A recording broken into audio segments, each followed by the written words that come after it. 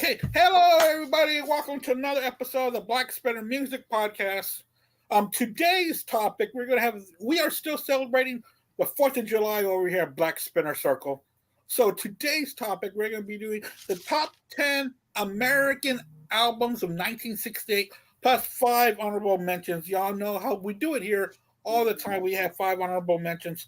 These albums are going to be by American artists only.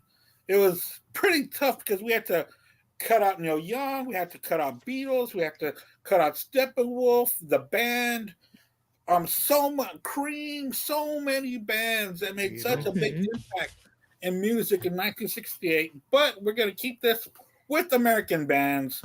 And joining me on the panel today, a great panel, we have Mark Alden Taylor, the man who wears many hats in the world of podcasting. He is the host of the BS Sessions with Mark, Charles, and Jerry. I know I got those names mixed up backwards in order, but that's all right. Also on the Freeform Rock Podcast, which you can cast on all your streaming devices. How's it going there, Mark? Yeah, except Spotify. I don't trust that bitch yet. Except for Spotify, he doesn't trust that bitch yet. Yeah, I don't trust that bitch yet. Sorry for the language if there's any kids here watching. That's all right. I know, the one time I said bitch, man, you looked at me like, what? And also we got Kate Doré coming to us from the International House of Vinyl and also Vinyl Street. If you need a vinyl and she can't find it, it was never made. That's happened before. I don't believe it. I'm still looking for a lot of Rush vinyls. Rush is hard. Really? I know, 90s and 2000s, man. I got freaking Presto, but I want fucking all of them. I want Roll the Jerry's Bones, looking man. for Presto, so I'm keeping an eye peeled for that for him. Yeah, Roll the Bones I just have on CD. It's hard. I need Roll the Bones. A lot of their 90s and 2000s I do just have CDs of. I'm hoping with a lot of anniversaries of stuff coming up, they'll do re-releases. Yeah. So we'll see, maybe. But Rush is not an American band, so we are not talking about them today. Well, they weren't out in 68 anyway, so. Not yet. What, they came out in 73 or 74? I think 73. 73 was their first album. Yeah. Which was a self-titled Rush album. So, guys, are y'all ready to hit? Oh, before we get to our albums, we also have our in-house researcher here, Kate Doré. We are going to talk about 1968, the ins and outs, the comings and goings of 1968. Go ahead, Kate. What do you got? So it is quite a year that you have April, Martin Luther King is assassinated. You have June that Robert Kennedy is assassinated. Gas is 34 cents a gallon. The income average was $7,850. A new house was $24,000. The number one show was Laugh-In. Yes, The number one film was Funny Girl, which just beat 2001: A Space Odyssey by like $1.5 million. It was $58 million for Funny Girl and $56.7 million for 2001: Space Odyssey. I hate that movie. So I always see that soundtrack, Funny Girl. One day Funny Girl pops up a lot.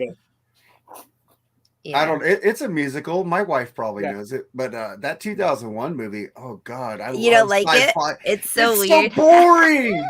It's like, hi, Dave, and I go, is this computer on acid? What's going? Why does he sound like that? Why the late 60s, 70s were weird with films where they moved so slow. So a lot of 70s and late 60s movies I can't watch. Gone in 60s. Gone in 60 too ADD. That movie was gone in 3 hours. No. Yeah, literally. I did go see that. They did a big anniversary at this historic theater by my house, and they have an actual 70 mil projector. So they had a new 70 mil remastered print of it, and that was cool. I mean, the colors and everything are really cool. And then Nick helped the guy carry these down because it has a balcony, and the projection room's like up at the top of the balcony. And they asked for 6 strapping young lads to help carry the cans down because it was the last showing. And the cans are like 3 feet across, huge, and they probably weigh 50 pounds a piece. So carry him down 3 flights of stairs. Nick did one. And there was one of the guys working there, and he had their old original 70 showing people how big the 70 mil prints are, because the film is like this widescreen. And he was cutting slices of it off and giving it to people in the crowd. It's like, holy shit. Like, I actually have like a whole slab of this original print of it, but they can't air it anymore because the color fades out on that kind of print. But getting back to 68, Packers win the Super Bowl. Andy pointed out the Tigers, my hometown team. The Tigers win the World Series. This, obviously, there's a lot going on. It's kind of a sad year, but there is like a big message of hope where the first photo of Earth from space is beamed back to us. That's 1968. So, I mean, that's pretty wild. Music news that Syd Barrett leaves Pink Floyd and David Gilmour comes in. Johnny Cash and June Carter get married in March on March 1st. The Fillmore East opens. Nice. That's pretty freaking cool, because think of how many incredible lives that are done at Fillmore East. So Fillmore East opens March 8th, 1968. Wow. Yeah, the Allman Brothers one. My favorite show of all time, if you ask me any time and place in history that I could go to a concert, it'd be Hendrix at Fillmore East that New Year's Eve. Yeah. That Pride of Gypsies. I played a 16-minute version or 15-minute or 12-minute version of a Fillmore East song last night. Instrumental. Who was it by? Almonds? Almonds. Almonds, man. Yeah. Oh, awesome. So good. Memory of Elizabeth Reed. Yeah. Oh, man. The professor. There he is. I was telling him if he didn't come on my show, I'm going to be bad. Shut up. I wasn't expecting you. How's it going? Now we've got a fact checker here with us. Al Horta for the Be Cool or Be Podcast out. Coming us hi from Tampa. How's it going? Al, you doing all right, man? Yeah, he's on location, y'all. Yeah. Hey, it looks clear, too. I'm fucking exhausted is what I am. Good Wi-Fi. I bet. Yeah, moving shit. And it's hotter than blue hell down there. How hot is it? It hit like 100. When I looked in the car temperature, it hit 100. So it was 91 here, and that's pretty hot for Michigan. So I assume Florida was blazing. Yeah. It's only 83 here. Give me 1 second. I'll be right back in a second. Yeah, sure. All right. What the hell's going on here, Al? So other music news, where was I? September 7th, first Zeppelin show. Oh, pretty sweet, right? Yeah. That was like, they were calling them the new Yardbirds, obviously, because the Yardbirds broke up. So Yardbirds' last performance was 7/7/68, and Zepp's first show is September 7th of 68. Nice. Sabbath, Black Sabbath forms under the name Earth. Oh, wow. I didn't know that. I just saw that as like a fun fact. So I didn't know that their name was Earth before it was Black Sabbath. Yeah, their name was Earth, but I didn't know that they had formed in 68. So, trick question, because earlier we talked about Rush. So, formed in 68, they say Zeppelin, obviously, Rush, King Crimson, Nazareth, UFO, Crosby, Stills, and Nash, and Deep Purple are all bands that formed in 68. Nice. Yeah. Bands that broke up, Yardbirds, like I said, Cream, Righteous Brothers, Zombies, and Buffalo Springfield. Oh, yep. So, but that's all my fun facts for 1968. Yep, that's when Buffalo Springfield came out with Last Time Around. Which there's a bunch of by Neil Young. Yeah. There's so many last albums and last performances of bands in 68, and there's so many good debuts in 68 too. It's wild. Yeah. And what a hell of a year for psych music. Like, you guys know I'm a psych nerd. I love psych music. Yep. There are so many random psych bands that we never talk about, but there's like tons and tons of psych music, especially coming out of the UK. Yeah, exactly. And also, I don't know if y'all noticed when y'all were going through the albums and listening to this music, guitar was getting heavier in 68. Yeah. And the guitar solos were being stretched out. Songs were being stretched. Yep. And it wasn't just experimental. It was the way things were going to be. So 68 was a big year in these albums that we're going to talk about. All right, is everybody ready to hit it? Yeah. All right. Ladies and gentlemen, we are going to unveil our top 10 plus 5 honorable mentions of American albums of 1968. We'll go Mark, Kate, and Al. Let's get started. All right, man. Just to say, this is like one of the hardest years that I had to go through, figuring out that I basically like English bands in the 60s and more American coming up in the 70s and 80s, Canadian. So I was like, damn, there's like slim pickings for me in this, unless I like the United States of America, which, no, we did a review on that, Freeform. No, not going to pick that one. But, or other ones that I did a review of. But I picked Simon and Garfunkel's Bookends, which I played a song last night. You picked America. Yep. Mm-hmm. Again, had I Am a Rock, Hazy Shade of Winter, which was covered brilliantly by the Bangles. It's a great fucking album, man. I didn't know about. I know all these songs, but I didn't know it was on that album. It's like, damn. Yeah, that album on the first half was, made like a regular album. Side 2 was more of a hodgepodge of different songs that they put on there that were released as singles and as B-sides. That's why the B-side has stuff like Mrs. Robinson, The Zoo, A Hazy Shade of Winter. That's why those are jam-packed with tracks like that. But yeah, man, that was a great track. And of course, America, which was so defined in the movie oh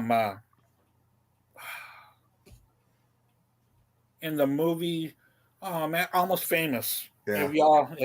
I have that movie in here somewhere. Oh yeah, I got that too. But when the daughter was leaving home and they were playing America, which was a great track. This is one of the few like bands, them and Crosby, Stills and Nash and Crosby, Stills, Nash and Young, that could do harmony like this and not put me to sleep. I listen to James Taylor and I'm like, but I love Simon and Garfunkel. I love solo freaking Paul Simon, not so much Garfunkel, but it's a great album. Yeah. But Kate, what are you gonna start off with? I'm gonna kick this off with Doors' Waiting for the Sun. You guys know how I feel about psych bands. This one, I mean, what a way to open an album. Hello, I Love You is how this opens. Yeah. This is their third studio album, but yeah, can't go wrong with the Doors.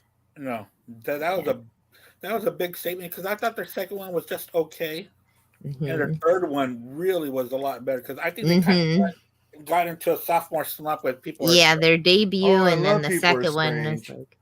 It has Moonlight Drive on that album, man. That song rules. But it was a really big step down. Horse Latitudes was fucking awesome.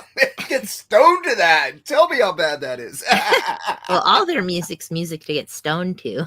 Oh yeah, but Horse Latitudes is like, okay, I got off track. Sorry. But I think that Waiting for the Sun was a big step up after People Are Strange. Al, thank you so much for joining us. I know that you're going through a lot and you're tired and all, but I'm so glad you came to join us to talk about music. What did you start off?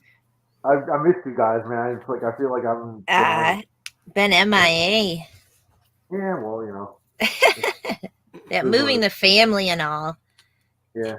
Look at this fucking mess over here. Huh? That's all like vinyl albums and shit. Oh yeah. I see a guitar box, I see vinyl. My movies in Blu-ray are still not organized from the move 4 years ago. My CDs are. My records are, but those aren't. But anyway, well, actually, I'm the same as Mark on this one. Number 10 is Simon and Garfunkel Bookends.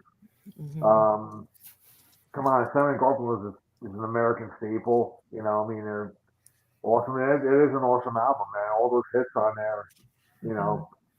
And you know, I was thinking about Hall and Oates, man. You know, Oates is the Garfunkel of the Yeah, that's true. And not just because they're both short. At least Oates goes out by himself. But no, Simon and Garfunkel Bookends, man. It's my number 10. I think that's a great great album for an American top 10. You got to have like Simon and Garfunkel. In 1968, when you Andy, when you did this and you eliminated the English artists, it's like holy shit! Like now I got to really rethink a lot of stuff, man, because it's But I mean, America was no slouch either, man. They put a lot of American artists put out good stuff, but you get kind of overshadowed by the English, artists and stuff. But Simon and Garfunkel, number 10, Bookend. Yeah, because because Europe and especially England had so many big albums, but I wanted to celebrate 4th of July somehow. Yeah. And I think last year we also did something. I think we did 1976 American only. Yes, we did. Yeah. So I'm going to start off with a band, and this is only number 10 because I'm just recently starting to get into this band. I'm sure we do this next year or the next 2 years, it's going to jump very up because I really want to get hardcore into this band. I've only got 2 albums by them, and this is not it. But I'm going to start my number 10. The name of the album is Anthem of the Sun by the Grateful Dead. This was their second album. Mm-hmm. I've been wanting to get into this band for the longest time. I listened to them on XM on the Grateful Dead channel. And I got a couple of the albums that are acoustic based, but this album, they're really stretching out their improvisation in their instruments. And at first, I always dismissed the Grateful Dead as being boring and just playing, but now that I'm starting to get more into it and stretching my horizons of music, damn Allman Brothers out, but they always come back to the beginning of the song, and they wrap it all up in a beautiful gift. So my number 10, I'm starting off with the Grateful Dead, Anthem of the Sun. Did you start taking acid lately? No. Oh, okay. I'm just making sure you're okay. No. And I keep on wondering. I was all like, I know that drugs were a big part of stuff like this, but man, you can even enjoy music better without the psychedelics. You can really understand what's going on. So, and also the album after this, they start to employ an outside writer to help them write more songs, more in depth. But this one's their foray into jamming, and they were trying to capture their live shows inside of the studio, which is something that they always had a problem with doing. So, but go ahead. Okay, I don't like the Grateful Dead, but you could enjoy it for me. But the cool album. I tried. I like it when other people like cover their songs, like Tesla and Five Man Acoustical Jam do Truck, and I don't know. I just Jerry Garcia's voice. I'm into voices, and I like the guitar player's voice better when he does. I forgot the guy's name, but he's good with if he sang more. Bob Weir. Bob Weir. I like Bob Weir's voice, but he doesn't sing as much as Jerry, so that's probably why I don't get into him. Now it's Bob Weir. You could go see him. But then they got John Mayer up there, don't they? Yeah. No, not always. Sometimes. I don't want to see John Mayer. Not always. Sometimes it's not him. Dude, I've seen John Mayer twice, so the dude is awesome live. Well, I know he can play guitar. He can play guitar. Oh, yeah. Chappelle Show showed you, man. But then I get to my number 9, and I'm just like, I started getting into her. I didn't used to like her when I was a kid, Janis Joplin, but this band is pretty fucking good. Big Brother and the Holding Company.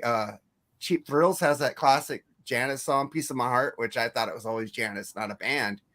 But fuck, man, you picked a Jim Morrison, now I picked a Janis. This is fucking like, let's smoke a doobie now. All right, man, that's my number 9. Yeah, that was a big album. I mean, that introduced the world to Janis Joplin, and of course, they only made that one album. Is that correct? Yeah, I think so. I think they went on to do other things, but without Janis, because I think. But what sucks is that people back then went by talent, by voices, not by the look. Janis did not have a pretty girl look. She didn't look like Grace Slick. Grace Slick was like gorgeous compared to Janis Joplin. Yeah. But now it's like people pick music because you look a certain way. I hate that shit. But that's my number 9. But that's what MTV did. Yeah. Video pictures came out and broke your heart. It's a give and take because without MTV, I wouldn't have met Def Leppard. So, all right, Kate, what do you got for number 9? This one, you guys, my list will be real all over the place. I went with Merle Haggard and the Strangers, Mama Tried. Yeah. This one's a bunch of great standards. I was trying to look at this list. There's like 4 songs are Merle songs, and then the rest it's him covering Dolly, him covering Johnny Cash, Mel Tillis, Dallas Frazier, Tony Martin, Leon Payne. I had to look up this list because I wasn't sure, but yeah, I mean, it's a bunch of great standard country covers too. Yeah. So I really dig this one a lot. But it's his 7th studio album by this time already. Wow. It's a lot, but it's amazing how many bands. I've talked about this before. Like a lot of contracts, they ask bands to put out at least 2 albums a year in the 60s. Like that's how the Beatles ended up doing as many as they did. Yeah. But there's quite a few. Like he's got another one. Who else were we talking about? Doors, and I mean, like all these bands had Zappa. 2 albums, and like Zappa has like 3 albums in '68. So it's wild how many bands could push out a lot of stuff. So by this time, it's Merle's 7th studio album.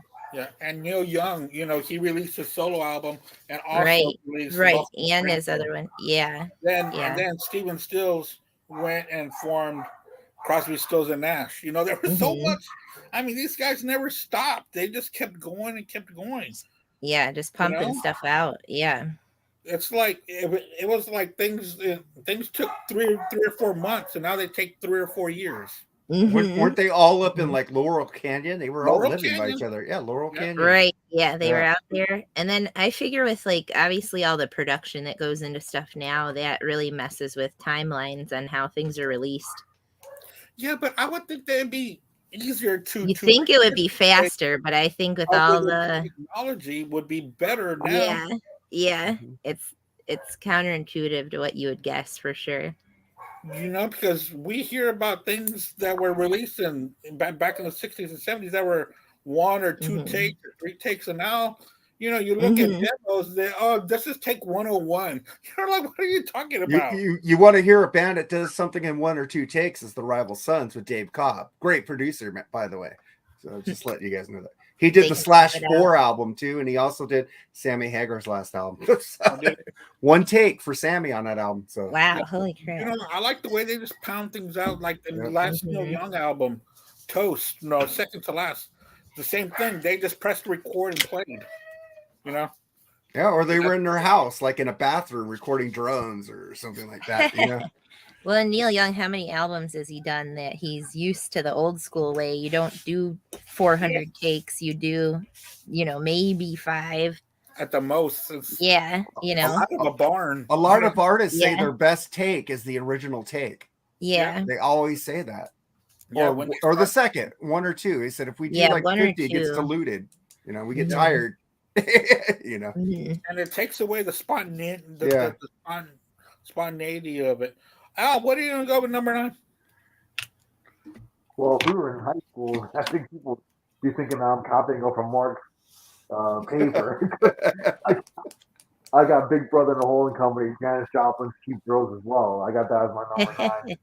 And she's one of the greatest female singers, man. I mean, you want to talk about, I love her grit in her voice, and just like she was a badass, man. And I mean, I guess because of that, she didn't live too long, but she lived it like she sang it, and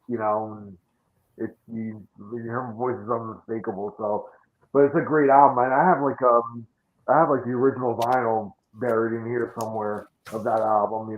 Still in the shrink wrap, in great shape, and I remember busting that out probably a year or 2 ago, and it sounded great. I think it was a great album. So that's my number 9. Yeah. Janis Joplin, man. Have y'all seen that movie? I forgot. It was something Express, where these bands are in a train. And the bands are Janis Joplin, the band, and the Grateful Dead, and they're on tour together. And they are on this train that goes through Canada, and it shows them just jamming in the train, and then they go to their live performances, and they show them. It's pretty cool. I forgot the name of the song of the show, but something Express. But it's pretty cool. Cool. My number 9 is going to be a movie soundtrack by the Monkees. Head. I knew you'd pick that one. I didn't. Yeah, this is such a weird album by these guys. Produced by the Monkees. Everything's pretty much written by the Monkees. The movie was written and produced by Jack Nicholson. These dudes were all messed up making a movie, and the movie sucks. The movie's horrible. I don't know if y'all have seen it, but it's available on Tubi. It is the weirdest thing. I don't like anything the Monkees wrote themselves. There you go. I love a lot of stuff that they wrote themselves. Not me, but enjoy it. And they really did express themselves on this album. They played everything themselves. There's a lot of dialogue on it as well. Dialogue that was written by Jack Nicholson. These dudes were stoned out of their minds. And they made this movie after their TV show was canceled. I love that show. Yeah, me too. Their show was canceled. So Yeah, they had all the hits. They didn't write. No, that's not true. It's not true. They Okay. performed a lot of hits that they did write. I don't like when people said the Monkees didn't do anything themselves. No, I don't know. Two of them were actually musicians. Mickey Dolenz learned to play the drums, but I love the Monkees, and I got their 2 CD greatest hits, and I loved all the hits and all the ones with Michael Nesmith or Peter Tork or whoever wrote. I didn't like it. So. The person who ruined the Monkees that gets on my nerves is Davy Jones. I love Davy Jones. If they would have given it, He was on the Brady Bunch. yeah. Oh yeah, that's a big jolt. He was in the movie too. But if they would have given the job to Steven Stills because he had auditioned for it and not putting Davy in there and put Stills, whew, that would have been a pretty good But band. you wouldn't have had Valerie or Girl. Come on. Somebody else would have sang it. It might not have been there because Steven Stills might have wrote more songs. That's true because I do like a couple of songs that he sings. But Daydream Believer? I said I do like songs. Okay. Davey rules, man. But, This is the Brady Bunch. Damn. Go ahead. But they released another album in 1968. That was which one was it? Oh yeah, they have 2. Yeah. It was just with the Birds and the Bees and the Monkeys. Yeah. Mhm. I looked at both those albums because I like the Monkees, but I didn't like those albums. But Yeah, this yeah. was so overdone, overproduced. So I have too many orchestra strings, too much Davy Jones for my liking. Maybe I should listen to that one day. I just looked to see if I know the songs on both the Head and that one. I was doing research. Now I'm not going to pick something I don't know because I know the name. That's just Exactly. Well, because actually that does have Daydream Believer and Valerie on it. Now that's good. That. Yeah. It is on there. I guess Al will come back. He might have. He's there. I think he's offline. Okay. No, he's still there. He just needs to put his camera. See, light on. Okay. All right. Yeah, he's still there. Yeah. Number 8, Mark. I'm gonna go Iron Butterfly in the Garden of Eden. Oh, I mean in Gata de Vida. That fucking song rules. And to tell you the truth, I haven't heard the whole album. I've heard a lot of it, and I liked a lot of what I've heard. But in Gata de Vida, it's like in Gata de Vida. It's like, what the fuck is this? It's only like 2 songs long. You haven't listened to the whole thing? Oh yeah, I've heard. Only 2 songs, Mark. It's like fucking. Oh, it is. It's only 2 songs. No. Side 1 takes up the whole thing. Yeah.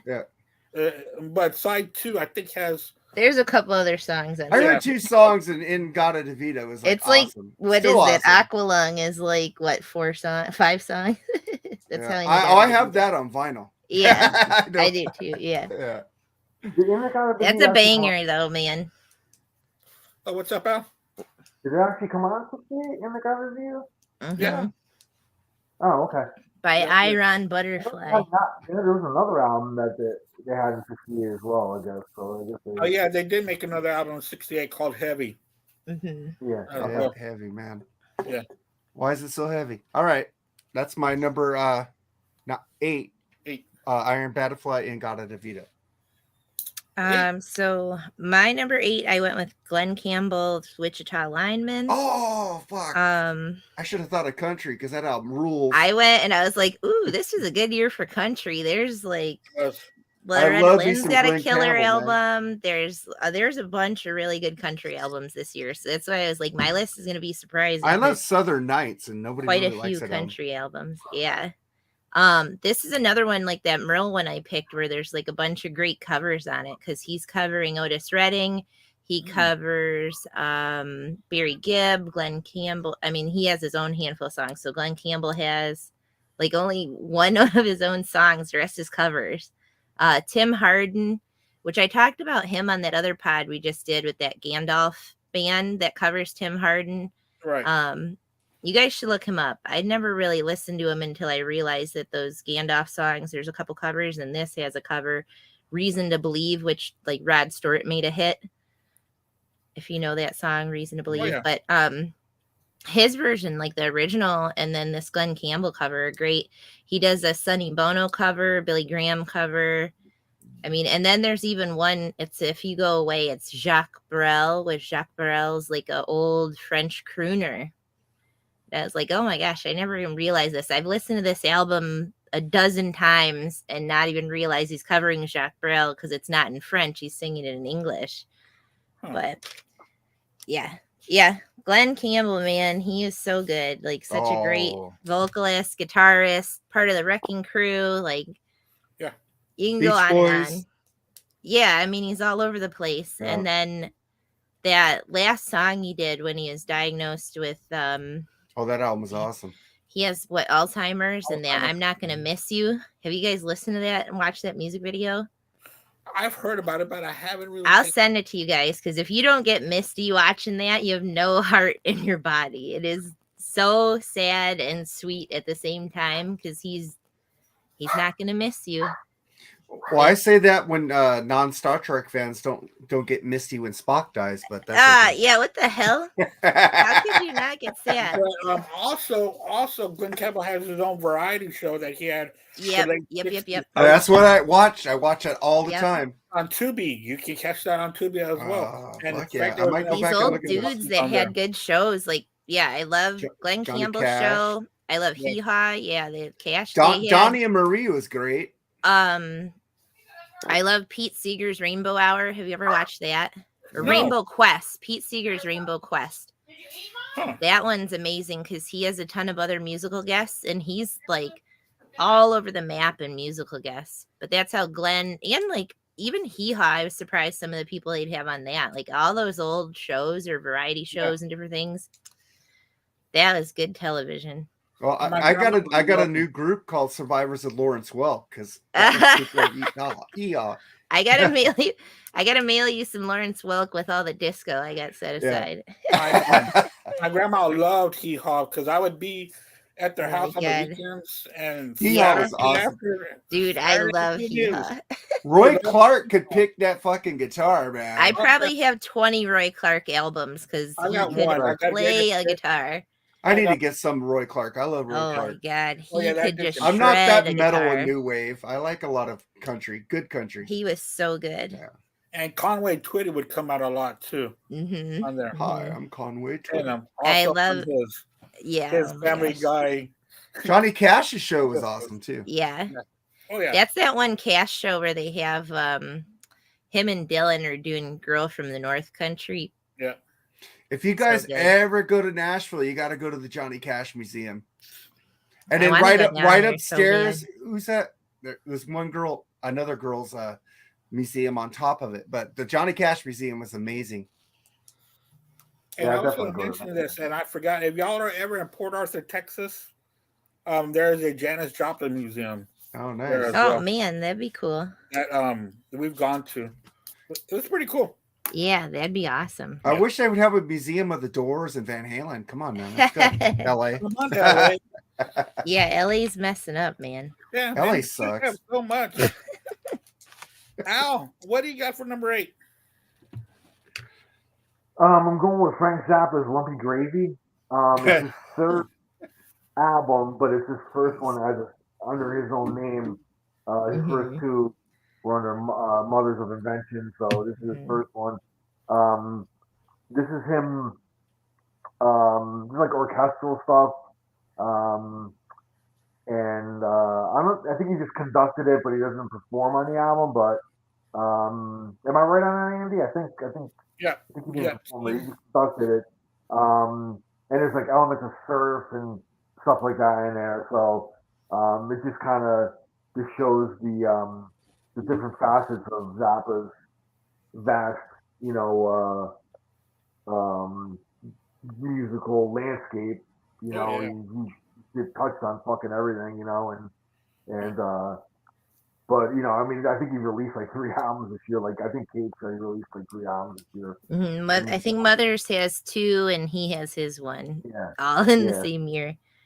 Yeah, so I mean he was prolific as hell. So yeah, that's gonna be my number 8, Lumpy Gravy by Zappa.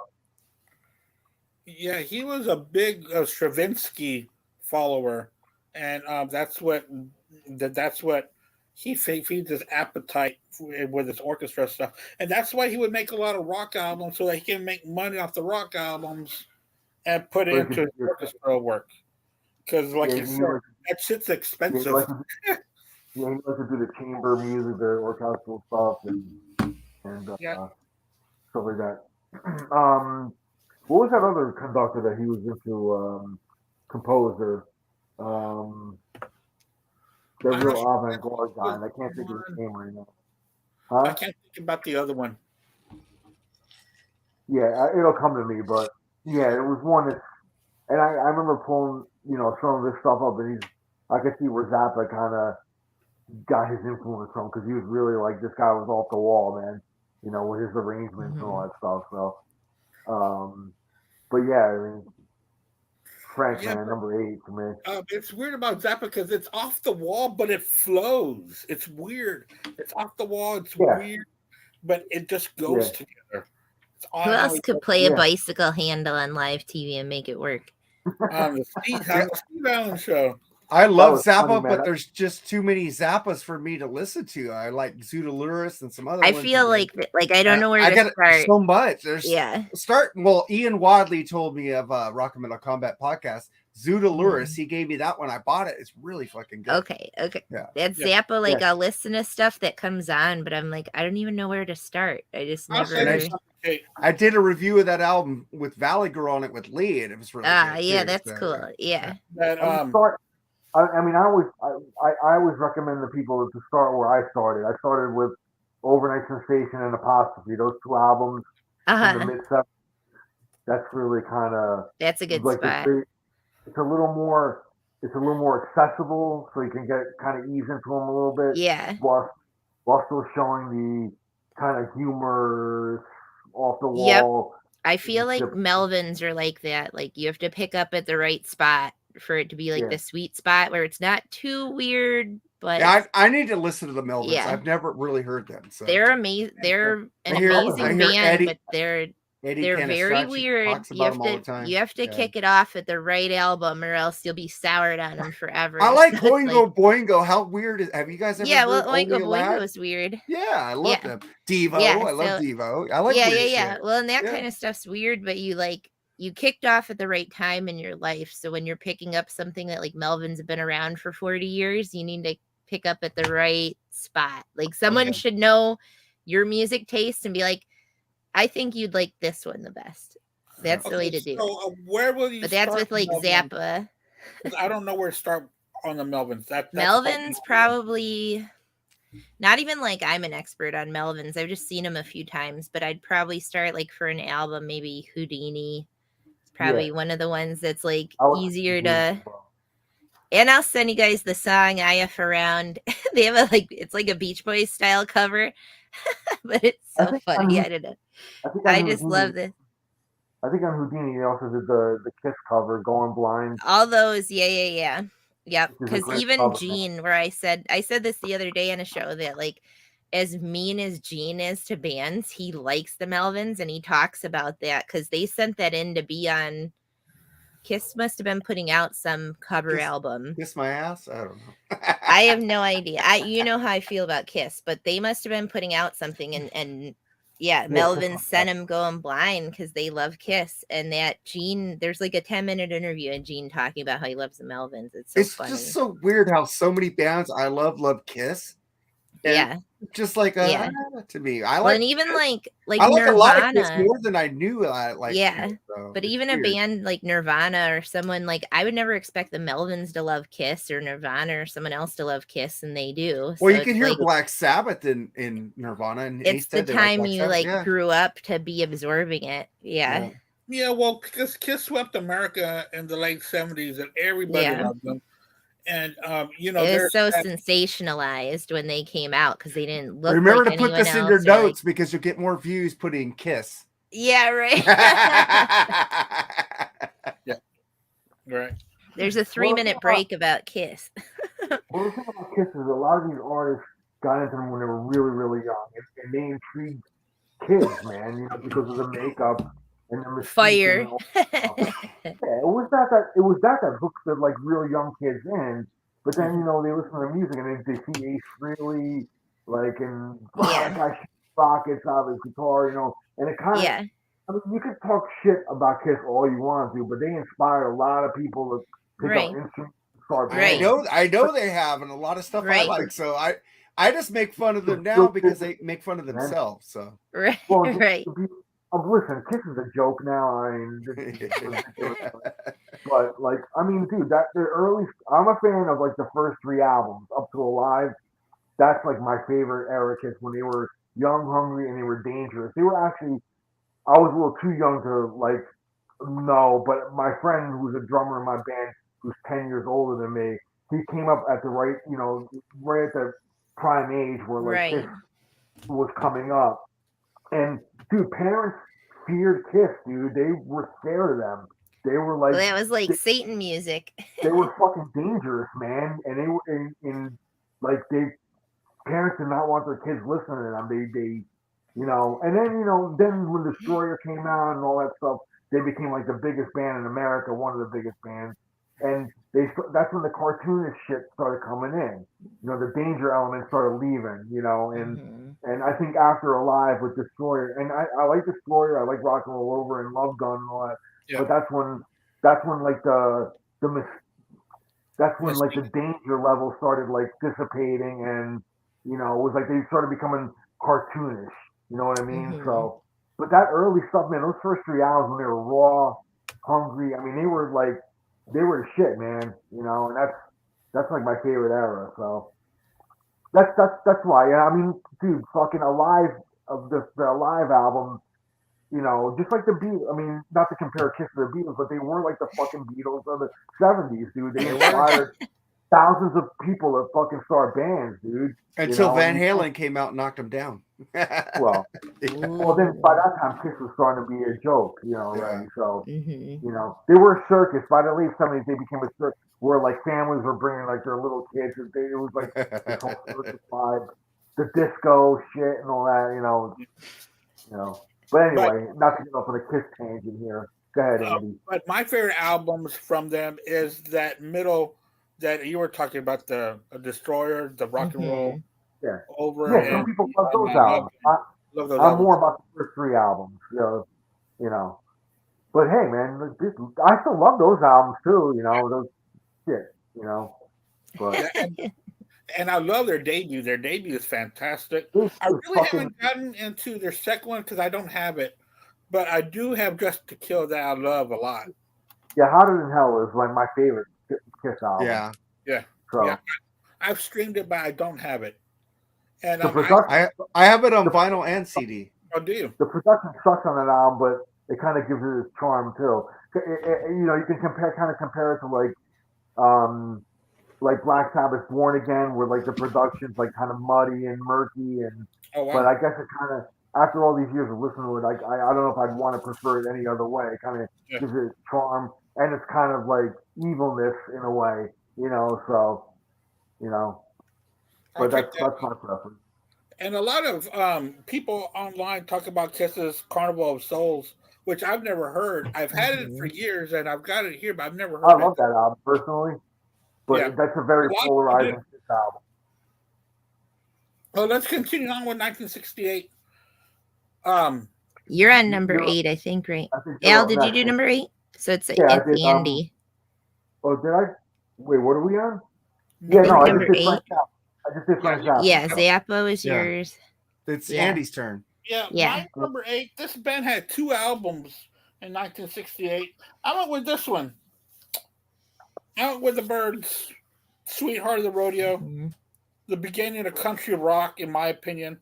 It also has Graham Parsons on it as well. But the writing on here is fantastic. Roger McGowan is just, I love Roger McGowan. You know, I love his sound. I love his Rickenbacker. I just like the way he plays. Mhm. He inspired everyone from Tom Petty. He pushed Bob Dylan to a different direction.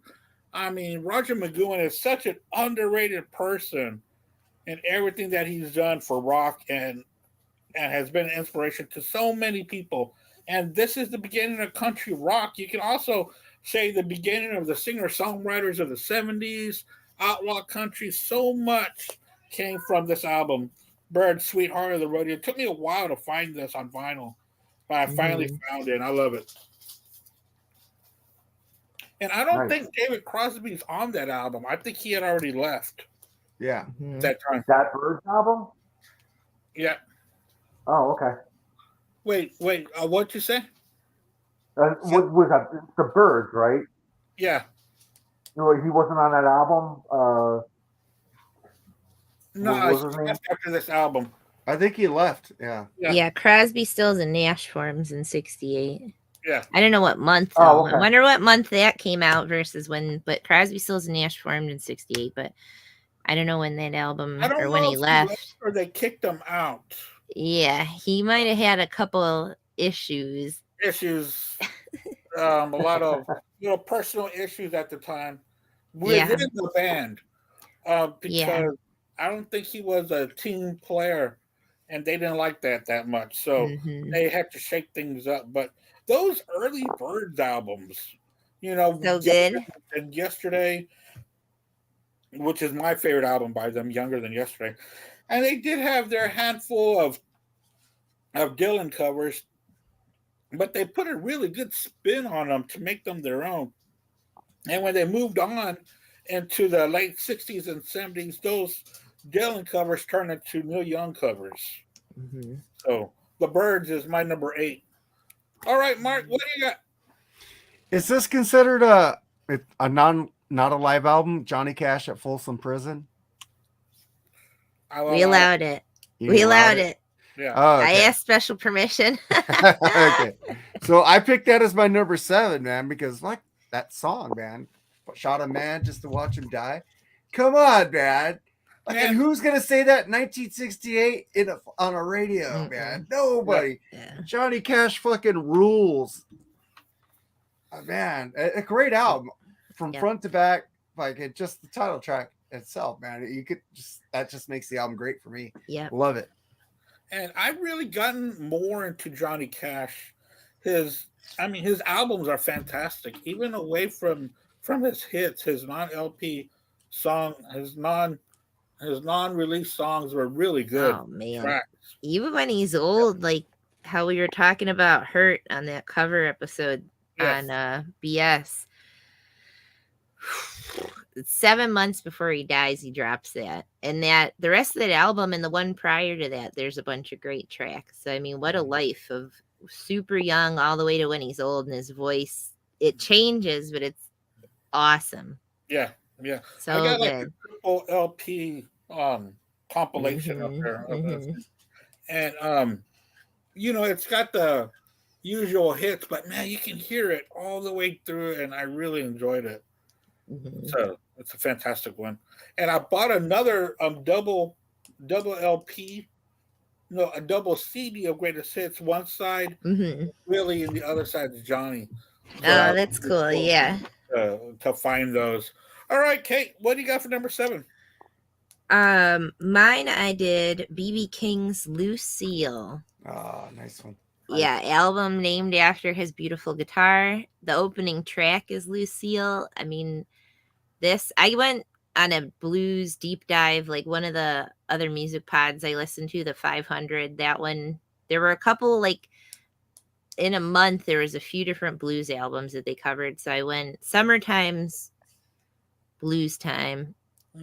It's good summer music. We went to see Buddy Guy the other day, and Buddy Guy had a bunch of stories about Muddy Waters and BB King. And I'll send you guys this duet. There's a really cute video. It's not long before BB was gone, but it's Buddy and BB doing a duet together, and it's so sweet. I'll post it on the page. It's so good. But this BB Lucille album, it's his 15th studio album, and just a whole homage to your guitar, I think, is so cool.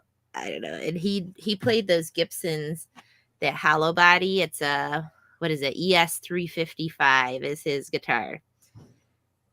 I just love this. Yeah. You know, a bunch of, you know, think of how many people played that. But Lucille, something special about her. Yeah.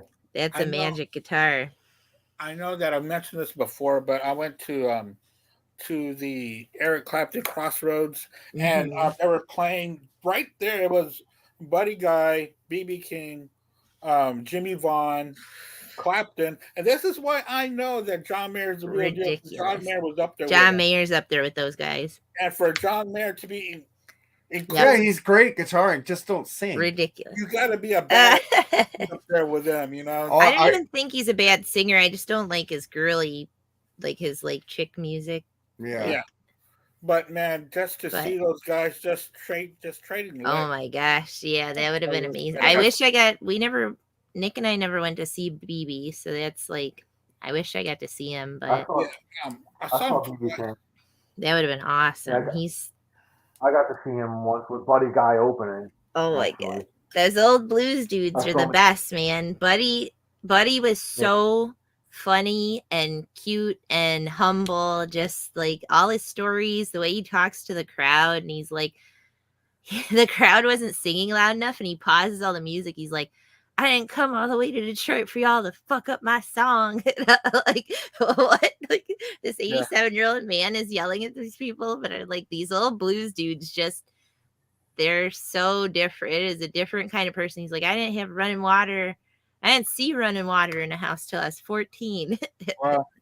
Yeah, I love those old blues dudes. The first time I saw BB King, it was with Bobby Blue Bland. Oh my gosh, that would have been awesome. That was pretty damn. Oh badass, my god, you know? Yeah.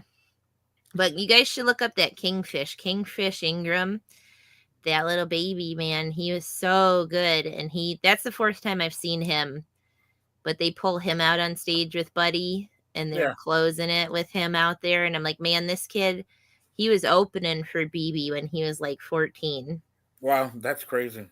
He's just so good. But yeah, anyway, check that out if you haven't heard it. It's such a good album. It's such a sweet, I don't know, there's just something like, I don't want to say romantic because people put that in like a weird sexual thing. It's not. It's like, this guitar has been your life, and you're writing and singing this whole album about, you know, this guitar took you everywhere you are.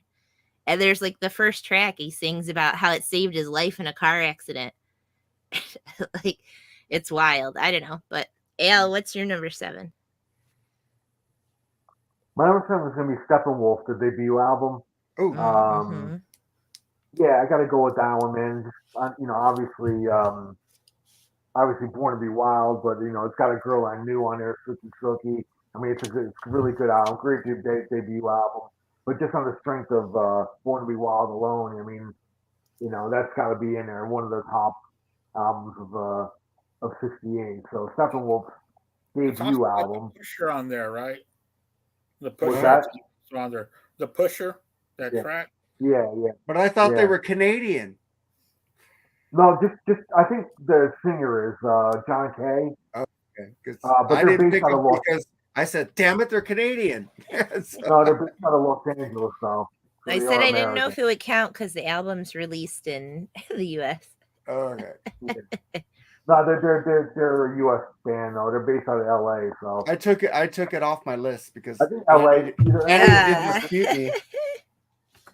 Either L.A. or or San Francisco. I don't remember now, but I know they're Californian. So, Well, that's cool. I wanted to pick that but album. Good pick. John Tate was Canadian. So he is Canadian. Yeah.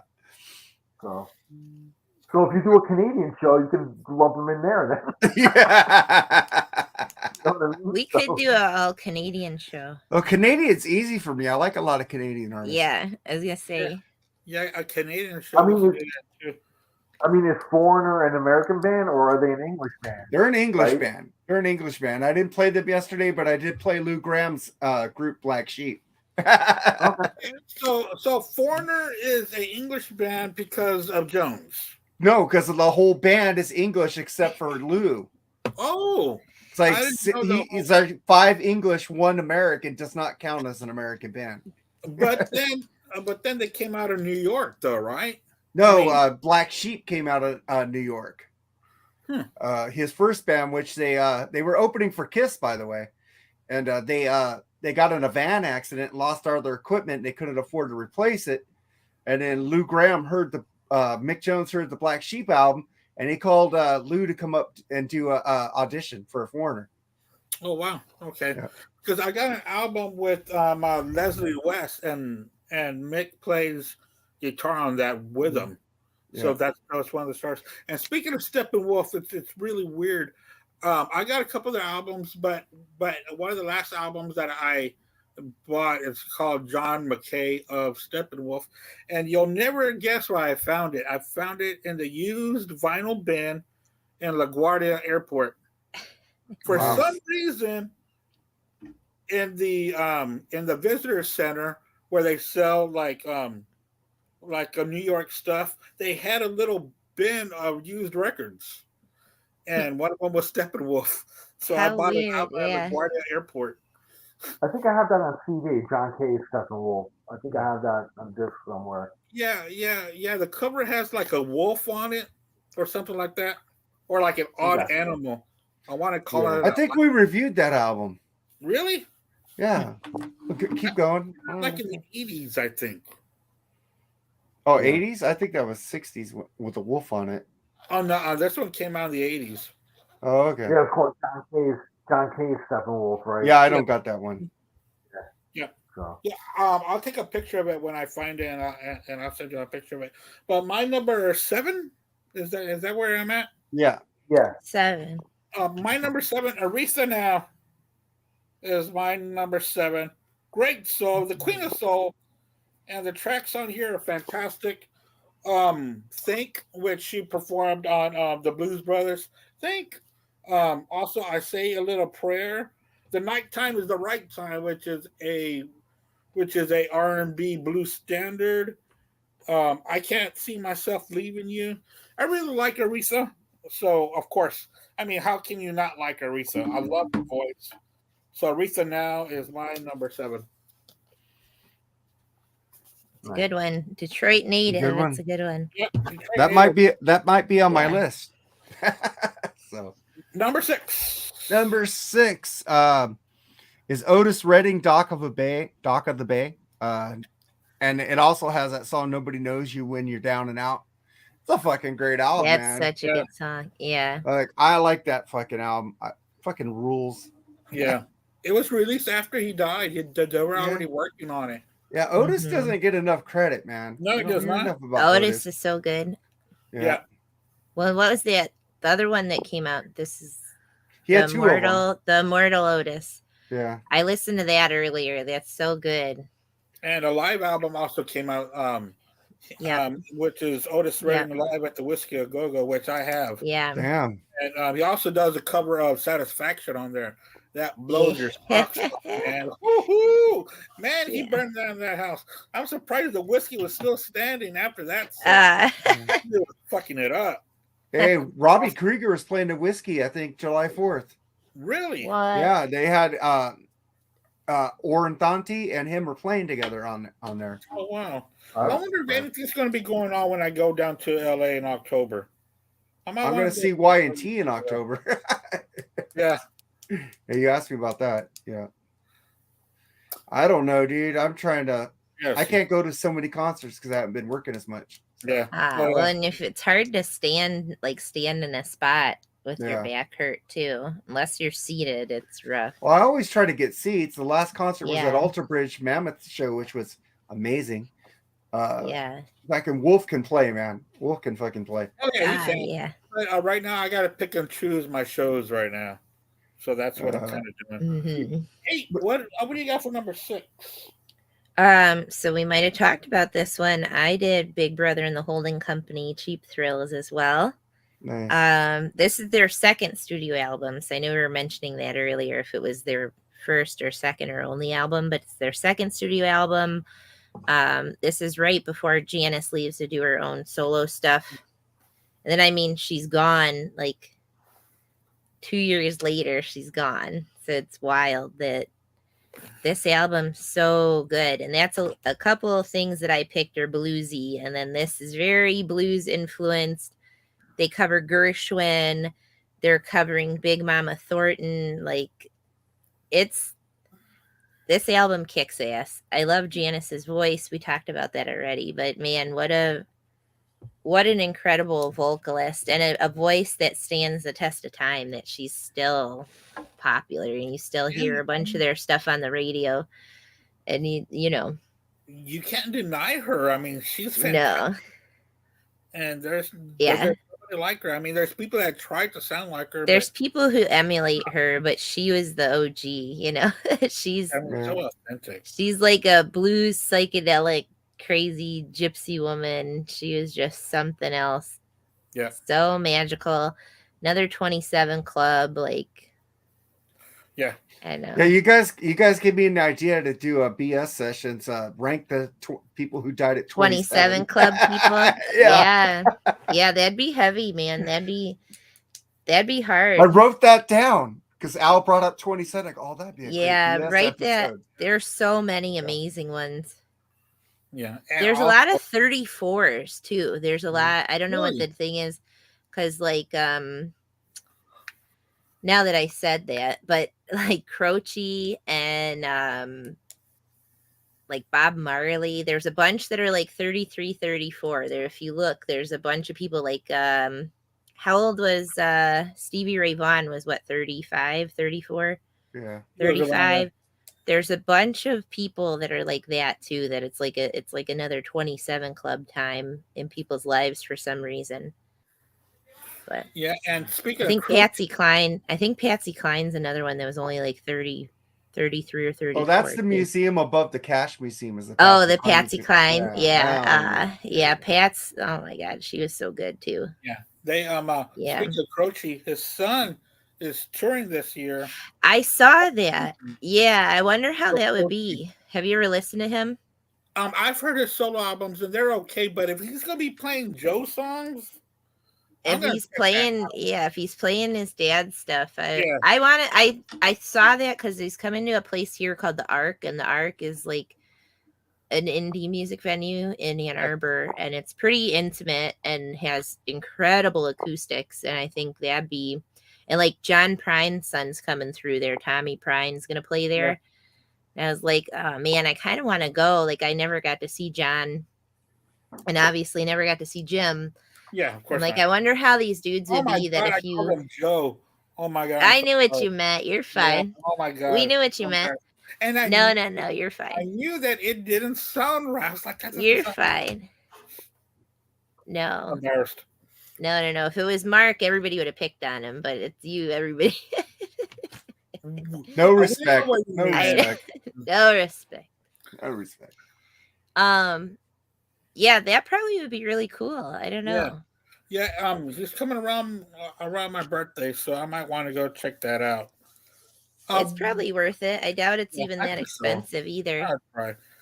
Number anyway, 6. Yeah, Al, 6. Al, number 6. I'm gonna go with Marvin Gaye, In the Groove. Heard it through the grapevine. Some kind of wonderful, a lot of great songs, and a classic album by him.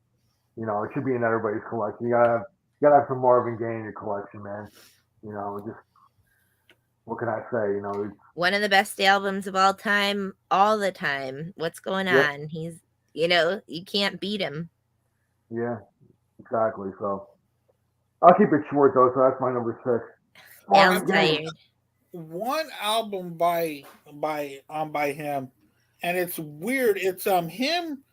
It's a compilation of him and Smokey, and the songs go from Smokey to him.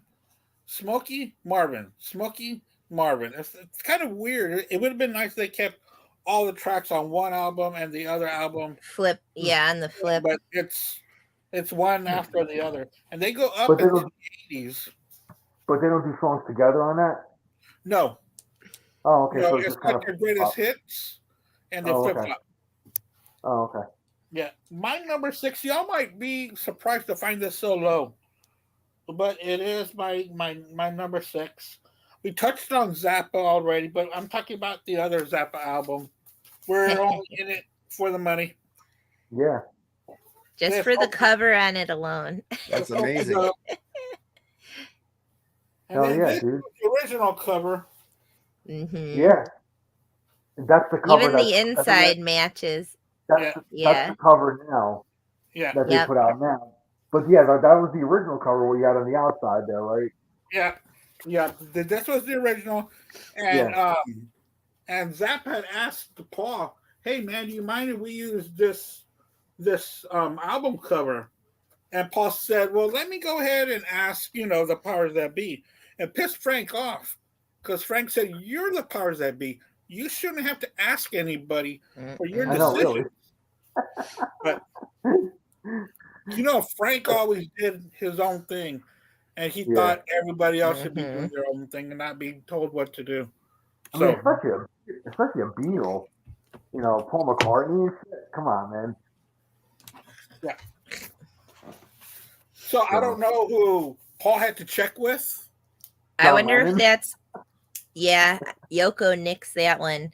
But they would have been starting Apple Records in 68. So I'm wondering if it was when they were with Parlophone EMI and they put a nix on it, or the powers that be at Apple Records and Because in 71, John Zappa, Yoko. in 71, Zappa released an album, which is a live album, and side 3 is him with John Lennon Mm-hmm.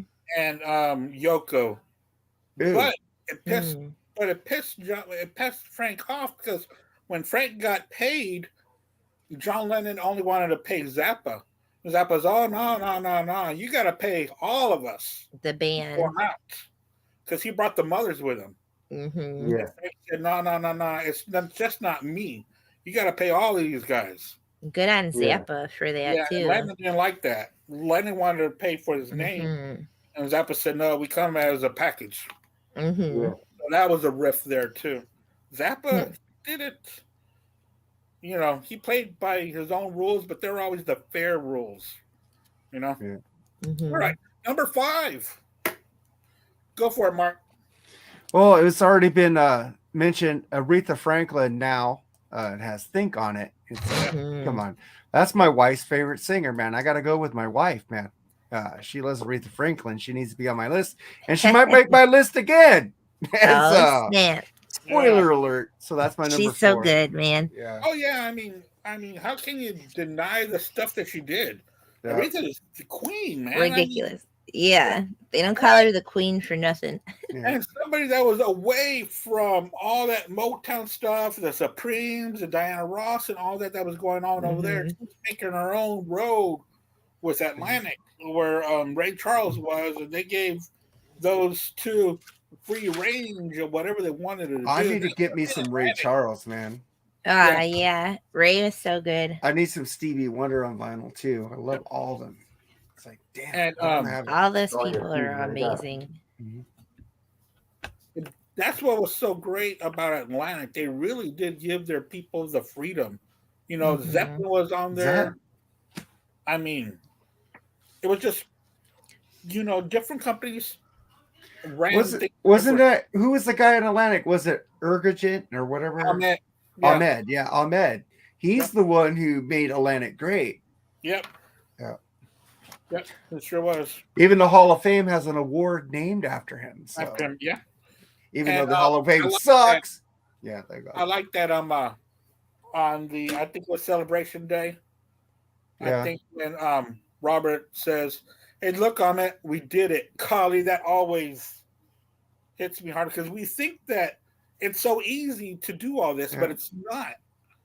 They need to have backings of people like Ahmet to say, let these guys do this, let them do it, and not screw them in their contracts. Yeah. Yeah. He was fair. Yeah, he was fair because these guys are already rich, man. Yeah. How much more do you want? You got to give money to the He people. gave it back to the artist. He didn't take. He let them make it, and he got rich off them, but they got richer. So yeah, and the same thing with Clive Davis. Bringing in, these big guys back in the day knew how to do it. Even Whitney Houston, he brought her in, right? Talent, huh? He brought in Whitney Picking up Houston. Whitney, man. Yeah. Could you Whitney. imagine Yeah, taking credit, picking up Whitney? Yeah. it's crazy. Go for it, Kate. What's your number 5? So I'm sticking with blues again. This is a little different though. This is Muddy Waters, Electric Mud. Nice. I dig that. That is, it's wild to listen to a lot of these like plugged in like that. And this is, it's described as imagining Muddy as a psychedelic musician. So I thought that was interesting. I'm like, yeah, you can hear it when it's described like that. And that's on Chess Records. And then they were just trying, like, one of the record producers was trying to pick up like the rock and roll psych audience, so do Muddy plugged in.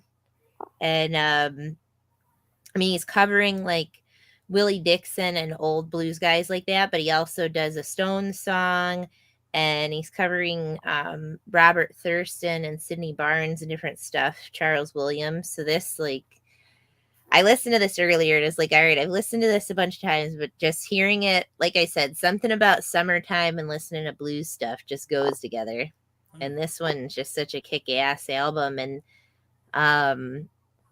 that pod, how I say, and this is the album that podcast was talking about, Electric Mud. But that, yeah, I don't know, Muddy's so good. And then hearing all these tales of Muddy as told by Buddy Guy, it just clinched it. And like, man, these old blues dudes were so cool. Oh, Muddy Waters, man. Can't get more Muddy, original than that. I know. Yeah. I know, Muddy. I mean, and his real name, McKinley Morganfield. Even his real name's cool, but Muddy's cool. Yeah. That Cadillac Records movie is really good too. I like that movie. That's the framework of the beginning and stuff like that. Mm-hmm. Oh, what's your number 5, Fran? All right, number 5, man. I'm going with Blue Cheer, Visibus Eruptum. I knew when you picked that one. Nice one. Often cited as the originators of heavy metal. They're not the first heavy metal band. Obviously, I go to Black Sabbath. Sabbath put it all together, but they did plant the seeds for heavy metal, even punk and acid rock and all that stuff. They kind of touched on all that, man. I mean, they were noted for their sheer volume in concert. 3-piece band. I love 3-piece bands. And obviously their cover of Eddie Cochran's Summertime Blues is pretty legendary. They did Parchment Farm. They did a B.B. King song, Rock Me Baby, which is cool. And they did like 3 other originals on there. So it was like 6 songs, I think, on the album, and 3 were originals, 3 covers. So I remember a friend of mine went to go see them because they came back around like in like the late 90s, 2000s. I remember they played a place in New Jersey, and my friend went to go see him, and I kind of wish I did, Oh, yeah. Yeah, it would have been cool to see them, but I missed it. But anyway, he was always a big Blue Cheer fan. He kind of turned me on to them, especially this album. This album is a legendary album. So I mean, Visibus Eruptum by Blue Cheer. That's my number 5. Yeah, I read a lot about them, especially their Summertime Blues cover. It's just so electric. And I wonder if that's where the Who got their version from as well when they did their Live at Leeds, because I think Live at Leeds was after 68. I wonder if it's emulated off of each year. Leeds was 70. Leeds was 70. 1970. Okay. So.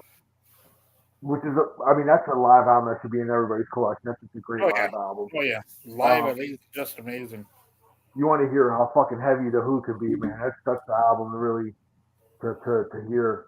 But yeah, I know when Rush covered "Summertime Blues," I think Getty said they kind of melded, they mixed the Blue Cheer and the Who version. Yeah, Like, got what they said. Yeah. They kind of took the best elements of each one and kind of that's how they did their cover of it. Well, I like their cover of it too, man. And it's, Oh yeah, it's cool. oh yeah, and I love their live at Leeds also as well because you got your 15-minute Magic Bus and your 10-minute My Generation and man, just fucking Keith Moon was just amazing. He was insane on there. Yeah. So. Go ahead, Andy. Yeah, Steve Miller Band with Sailor. We did a review of that on the Freeform Rock podcast. Really? Yep. Steve was more blues guy, right? Yeah. This is their second album. It's a good album. Yeah. Spoiler alert. That early was good, man. Yeah, this band was fantastic. This also has "Living in the USA" on it. That's what's on side one as well, which was a big hit for them. I don't know if it was a big hit back then, but sure is a big hit now. Played nonstop on classic rock. But this was their second album after Future, Children of the Future. But Sailor, this is a great album, man. A lot of different textures in that album, a lot of different instruments. It makes it very interesting. And then, of course, we all know Steve Miller of the 70s becomes more mainstream. Not that there's anything wrong with that, because his stuff from the 70s is just as good. But it just shows his talent of Steve Miller. Yeah. All right, what's your number 4? My number 4, like I said, I doubled up with Aretha Franklin. So my number 4 is what is it? Aretha Franklin, right? Yeah. And fuck, I forgot the name of the album. Was it Lady? It's the other one. I didn't write the title down, but it's Aretha Franklin, and it has Chain of Fools on there. Mm-hmm. Is it like Lady Sings the Blues? Yeah, Lady Sings the Blues. See, it cut my got cut up. Lady Sings the Blues with freaking Chain of Fools, man. That's a great album, man. Chain. Yeah. That song is covered by everybody and their mother. That's a jam. Yeah. Yep. It's in every movie too. Her version, in fact. Specifically, her version was the one that really popped off. Yeah. Mm-hmm. I think it was in Sister Act. Didn't some metal band do that, like Little Caesar or something? Somebody did it. Yeah, somebody did it. And I don't know who it was, but it wasn't very good. Yeah, it was some hard rock metal band that did it. I don't remember who it was, but it was like released as a single, right? Is that who it was? Little Caesar? Yeah, I think it was Little Caesar, wasn't it? I don't know. Remember. I could be wrong. Think it was that. Yeah. I don't know. Now I need to look it up. Damn it. Yeah, I was thinking it wasn't that great. No, it wasn't. All right, you go ahead and look it up, Mark. I was going to look it up, but I got a host, so you go ahead and do that. Kate, what's your number 4? So Mark mentioned this already, but I went with Johnny Cash live at Folsom Prison. This is his first live album he ever did. We made an exception. Usually we don't do lives, but Andy excused this one because it's one hell of a live album. He wrote the title track in 1955. And then ever since he wrote that, he wanted to do a show at the prison. So that's how this all ended up coming into fruition. He's backed by June Carter and Carl Perkins. And I mean, come on, you guys know. Yep. It's a ridiculous album. It's a handful of his stuff. He does Merle Travis. He does, there's a song on here by Shel Silverstein. So if you know, like the children's book writer, that he did the books like Where the Sidewalk Ends and there's a Light in the Attic, just to name a couple of his books. But he also was the guy who wrote A Boy Named Sue, which isn't on here, but that's another Shel Silverstein song that Cash ended up doing and getting famous. And then I mean, just the covers on here when he does Orange Blossom Special, he does the Long Black Veil. They're so good. There's just so many good songs on here. Killer live album. And to do it at a prison, you write a song and then 13 years later you decide like I have to do this. It has to happen. Yeah. He wanted to have his first prison show at Huntsville prison, which is 60 miles north of Houston. Oh my gosh. Yeah. And they told him no, they told him you're not gonna play a concert for prisoners. They're prisoners. Like we're not gonna give them a concert. Not letting it happen. Yeah. That I have that live at San Quentin. That was probably one of the first Cash albums I ever bought. Yeah, and I got the version of that. It's still in the shrink even. It was like in perfect shape. It was one of those magical out in the wild finds of 99-cent bin, and it's in perfect condition in the shrink. But that I think in Texas, they're probably like, hell no, we have the death penalty. You aren't entertaining these people. You're not going to play a concert from where you're insane. You can go play in that hippie ass California and entertain those prisoners. All right, what do you got? Number 4. Yeah. Yeah. I'm going with Zappa and the Mother's Invention. We're only in it for the money. Like you had before. So that's my number 4. It's where they parody, Sgt. Pepper on the cover and stuff like that. Which I think that cover's classic. I love the parody. Even the back of the original would have been the right way too. That's what I like, that they did both sides. Yeah. When I got the record store day release of that, it had the Sgt. Pepper parody as the cover.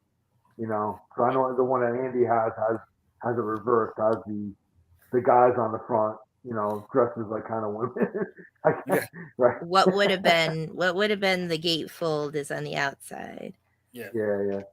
So, but Paul McCartney being not pissed, but Paul McCartney having to go answer the powers that be was pretty funny. That was I could see Frank being like, dude, you're fucking Paul McCartney. And I could see Frank like in his voice is, what do you mean? What do you mean? I go ask, you're the Beatle, you're Paul McCartney, So, yeah. But yeah, that's my number 4, man. But that's a great album, man. I like that album a lot. So. Oh yeah, it's a great album, and the reason why it's a little low is because I like Frank's guitar. I love Frank's guitar playing, and he doesn't do guitar on this album. This is more of a commentary album of the time. Yeah. Which is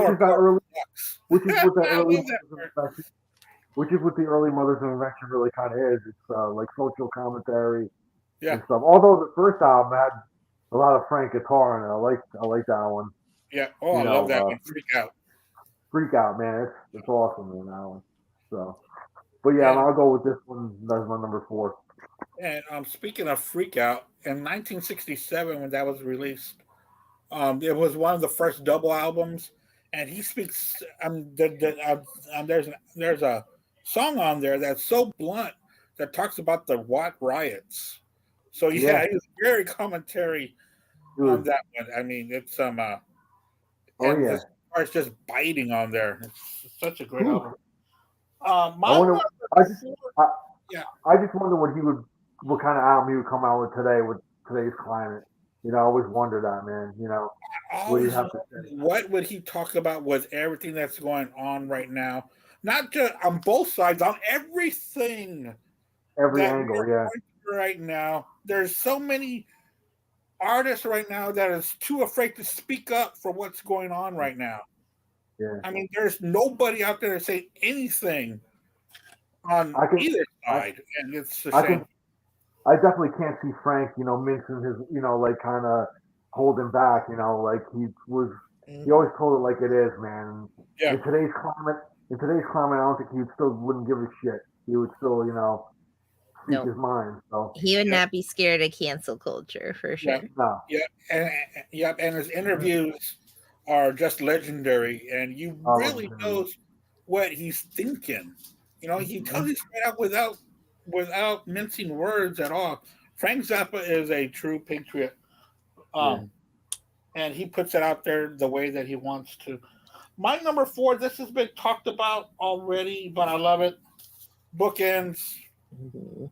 by the one and only Simon and Garfunkel. Which, when I was reading about this, I did not know, but they are one of the. They helped organize the Monterey Pop Festival right before this album came out. I never knew that. They did perform, but they also helped organize it, which was the Cool. first multi-day festival, which had a lot of our favorites that were on there. Oh my gosh, yeah, so many. Hendrix was at Monterey Pop Festival. Yeah. The Who said about we have to follow the him burning his guitar, so they smashed their instruments. and the Who had to follow Hendrix, which is tough, but they held their fucking own. The Who, they always. The Who was an amazing band, and which I think that's a band that we should do a deep dive on our show I about fucking love the Who. because they do deserve it, rightfully so. All right, guys, number 3. Number 3, I'm gonna go for Creedence Clearwater Revival, man. Their self-titled debut album. What a fucking band. You think they're from New Orleans, but they're actually from San Francisco. You think they're Cajun. Man, they lied to us with the way they're doing this fucking music. Well, fuck, I thought John They Fogerty weren't born on the bayou, those damn liars. Four damn liars. They lied to me. And it's like it's got Susie Q, one of the best versions. I Put a Spell on You. Oh, Fucking great fucking debut album. Fucking of course I gotta go with CCR's self-titled debut album. That's my number 3. Man, Awesome, that man. guitar, John Fogerty, and it's What a shame they only lasted 4 years. What a great band, though. Yeah. that was almost on my list. And I was looking, I was wondering what their most popular album was. It was at Cosmos Factory, but that debut, man. That debut. When I saw John Fogerty, man, like, you know, all over a year ago, I mean, that guy still has it, man. He was awesome. You Yeah. know, It's Fogerty, At his age. man. Yeah. Fogerty. But you know, in his, I guess he's in his mid 70s, you know, or even late 70s, probably pushing. I don't know how old he is. He's probably mid to late 70s, definitely. But It's man, got to he be was late huge. 70s. It's got to be late 70s. And we were just talking about great label owners or leadership at record companies. There is a leadership for their record company, Fantasy, that's the complete opposite of Clive and Ahmet because they screwed them so badly. Yeah, he's 78. 78. There you go. Yeah. And Little Caesar did do the cover of Chain of Fools. Okay. Okay, there you go. But man, you know, I just don't know why the rest of the band couldn't be happy with what they were doing. You know, when it came to the last album, Mardi Gras, they all wanted to write. And John Fogerty said, all right, then write. Here, do it. I've been waiting for y'all. And then when they asked him for help, he said, you said you wanted to write. You know, he didn't help them with those songs. He didn't play guitar on them. It was just mutiny. I mean, they couldn't be happy with being one of the most popular bands in America at the time. Turning out hit after hit. It's crazy. All right, Kate, what's your number 3? I went with Clarence Carter's debut album, This Is Clarence Carter. I know I have a weird love for Clarence Carter, and this one, there's a bunch of good stuff on this one. He didn't actually have like any specific hit off of this, but I think my favorite song on this is called Slip Away. But if you guys don't know him and you only know Strokin', check him out. I think his most famous album probably is Patches, which that one came out in 70, but the title track even is a cover. Patches is a cover, but that Slip Away, this album's great. If you put on just a Clarence Carter mix, I think you won't be disappointed because he's funky and soulful, but he's also funny. Like a lot of his songs are not safe for work, but they're good. And this dude, I mean, guy can sing, guy can play guitar. He was born blind. Like he's another one of those dudes that he's blind and he just kills it. And you watch him play or you watch him do anything and you wouldn't know, but he's just phenomenal. I know some people don't really like his voice, but I do. I like his voice a lot and I love Patches. That's like I know. I think the first song I ever heard was Strokin', which is funny and it like such a funny bar song that usually they'll play it at the end of the night when the bar is closing. But or at least this bar that I used to go to would do that every night. But Yeah. he Patches is such a sweet, wholesome song, and it's such a bittersweet, amazing song. But then getting more into like there's this other track, it's not on here, but it's called Snatching It Back. That's probably my other favorite song of his. So check those out. Anybody out there in Black Spinner land that doesn't know Clarence Carter, he's phenomenal. I just adore him. He's a trip. He's 87. He's still alive, even though he's not out there doing stuff. Yeah. He's still alive. I always got him mixed up with Clarence Carter from the E Street Band. Oh, What, yeah. Clemens? The Clemens? names, Clarence Clemens. Clarence Yeah. Clemens. Uh-huh. Yeah. because of the names always. threw Yeah, me. Clarence Carter. And then there's like, I think there's an actor, Clarence Carter, too. Because like if you Google Really? him, some other stuff will pop up. And there must be like a Clarence something with a middle name Carter is like a congressman or something. But Oh wow! And then The there's Chris Carter musician. from the X-Files. there you go. There you go. All right, But- what's your number 3? My number 3, man, I'm going with the Amboy Dukes. Ooh, Journey nice to the one. Center of the Mind. Oh wow! I didn't So- see that one. That's a good pick, man. Yeah. Huge, man. Deep The dive. Nuge, That one and the the new- last one. Yeah. yeah, the Nuge, you know, obviously that was like his first hit. You know, Journey to the Center of the Mind was a pretty big hit. Yeah. You know, in that year, and you got Flight of the Bird, which is Nuge rips it up on that. Mississippi Murderer. There's a lot of cool tracks in there, but I mean, Journey to the Center of Mind is the standout track on there, and I mean, just think about like Ted Nugent's career going all the way back that far, man. Like the guy's still fucking going, Yeah. you know, and you know, props to him, man. You know, he's always kind of flew it straight, you know, a straight edge guy, and but like I still love his guitar playing so much, man. Like, and on that album, but even the early, you know, Amboy Duke stuff, man, you could tell he's the star of the band. You know what I mean? It just Oh, stands yeah. out. Yeah. So yeah, he asserted himself early on, man. So, but yeah, that's my number 3, Amboy Dukes, man. I love the Amboy Duke stuff. Like even into the '70s when it was Ted Nugent and the Amboy Dukes, and they kind of got pared down to like a trio. It was still great, man. I mean, he was doing some really good shit. You know, it was getting harder and, you know, more into harder rock and stuff like that. And then you know, obviously then he broke out into solo, you know. But I love the Amboy Duke stuff, man. It kind of gets overlooked sometimes, but there's some real gems on those albums. So I mean, you should always check it out. Especially Kate, if you're really into acid. I don't know if you ever really heard Amboy Dukes or really. No, I never pursued- think about listening to that. Yeah.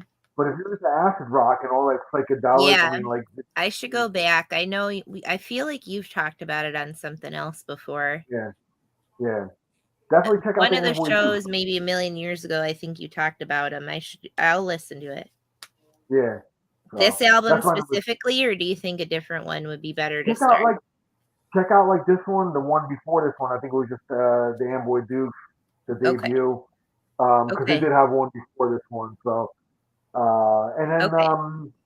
I'll send you like the discography, like some stuff to check out. So Yeah, think let me the- I know. Yeah. Yeah, because I think they only had like maybe 3 or 4 albums, right? Amboy Dukes was yeah, was- well, I it's think like- 3 albums as the Amboy Dukes, and then it became Ted Nugent and the Amboy Yeah, I would Dukes. say that because when did he pop off? Like 70? 75 was when he did his first solo album. Okay. Just Okay. Ted Nugent. Yeah. If you're gonna like go, when it got into like Ted Nugent and the Amboy Dukes, I love Yeah. There's an album called Call of the Wild, which is a great one. Dude, Fred Um, Bear. Like, I I can't stand the man's politics or his grooming or a lot of things that he does. I don't like, but Fred Well, Bear put is that a aside. fucking jam. Yeah, He's a good musician. We gotta like separate a lot of that. Like, you know, you still I can mean, listen, appreciate his musicianship and He's the I Motor always City say this. madman. That's like you have to like Seeger here, you have to like Ted Nugent, you know? Well, I'll say this, man. I mean, listen, a lot of the musicians back in the day, if you really, Oh if you didn't, yeah. Some you didn't like sketchy them, shit was going on. Yeah. You would you have didn't to like them. discount Dylan, you'd have to discount Clapton, like yeah. Yeah. Oh, you would eliminate 80% of the artists that you like. You know what I mean? Yeah. Yeah. So But yeah, that Spirit of the Wild. My friend has a tattoo that literally says cleanse the soul. He's a big hunter. It's an arrow and it says cleanse the soul across his heart. Nice. So I definitely know that album. all right, man. Go ahead, Andy. Number My three. three Yeah. is going to be, just because this is a little spotty at times, Jimi Hendrix and the Electric Ladyland is my number 3. Nice. Nice, man. This one right here, this could have. I really thought this was going to be higher. Well, what could be higher than 3, but a 1 and 2. But it gets kind of spotty for me on this album. There's some really good stuff, but then also a lot of stuff that could have been that was kind of unnecessary, in my opinion, with a couple of tracks on here. So that's why this is at number 3. Double album. Yeah, double album, Electric Ladyland. Listen, double album. Sometimes it's tough to be. There's gonna be a little bit of filler around. Yeah, Even White Album. Same here. Yeah, Even White Album, there's a few that you're like, eh. More what do than you think are the fillers on the White Album? I don't think there's any. what? What do you think are the filler songs on the White Album? There's Revolution number 9 for one. Yeah. Oh my God. That's out of the entire Beatles. We can get to that. That's one of my. Are you sure you're not mentions. taking acid, Andy? I asked this earlier. No, Okay. I'm not. Okay. Just making sure. He's man. accidentally getting the pill dust at work is blowing back into his face. But Revolution number 9, I can't do it. And I like most of White Album, but definitely a lot of people who like Beatles, there's quite a few tracks that they would skip to, but that's going to be one of my honorables. But it's this Hendrix album. I'll talk about it. I'll get there too. All right, we'll talk about it later. Number 2. Yeah. Number 2, well, I'm going to the Hendrix album.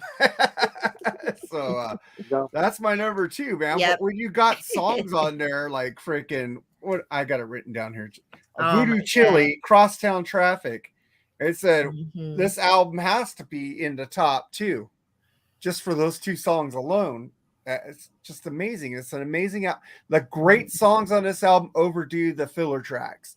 So you just consider it like 1.5 good albums, but it's got to be up there for those 2 songs alone. So Electric Ladyland's my number 2. Kate. So Mark didn't say much, but my number 2 is Electric Ladyland as well. And this wasn't my number 1 for only the fact of a couple songs that I'm like, they aren't Hendrix's best songs, but this is their 3rd and final album as, Jimi Hendrix Experience. This is the only album Hendrix produced, which I never even realized that, but that's like a fun fact about this album.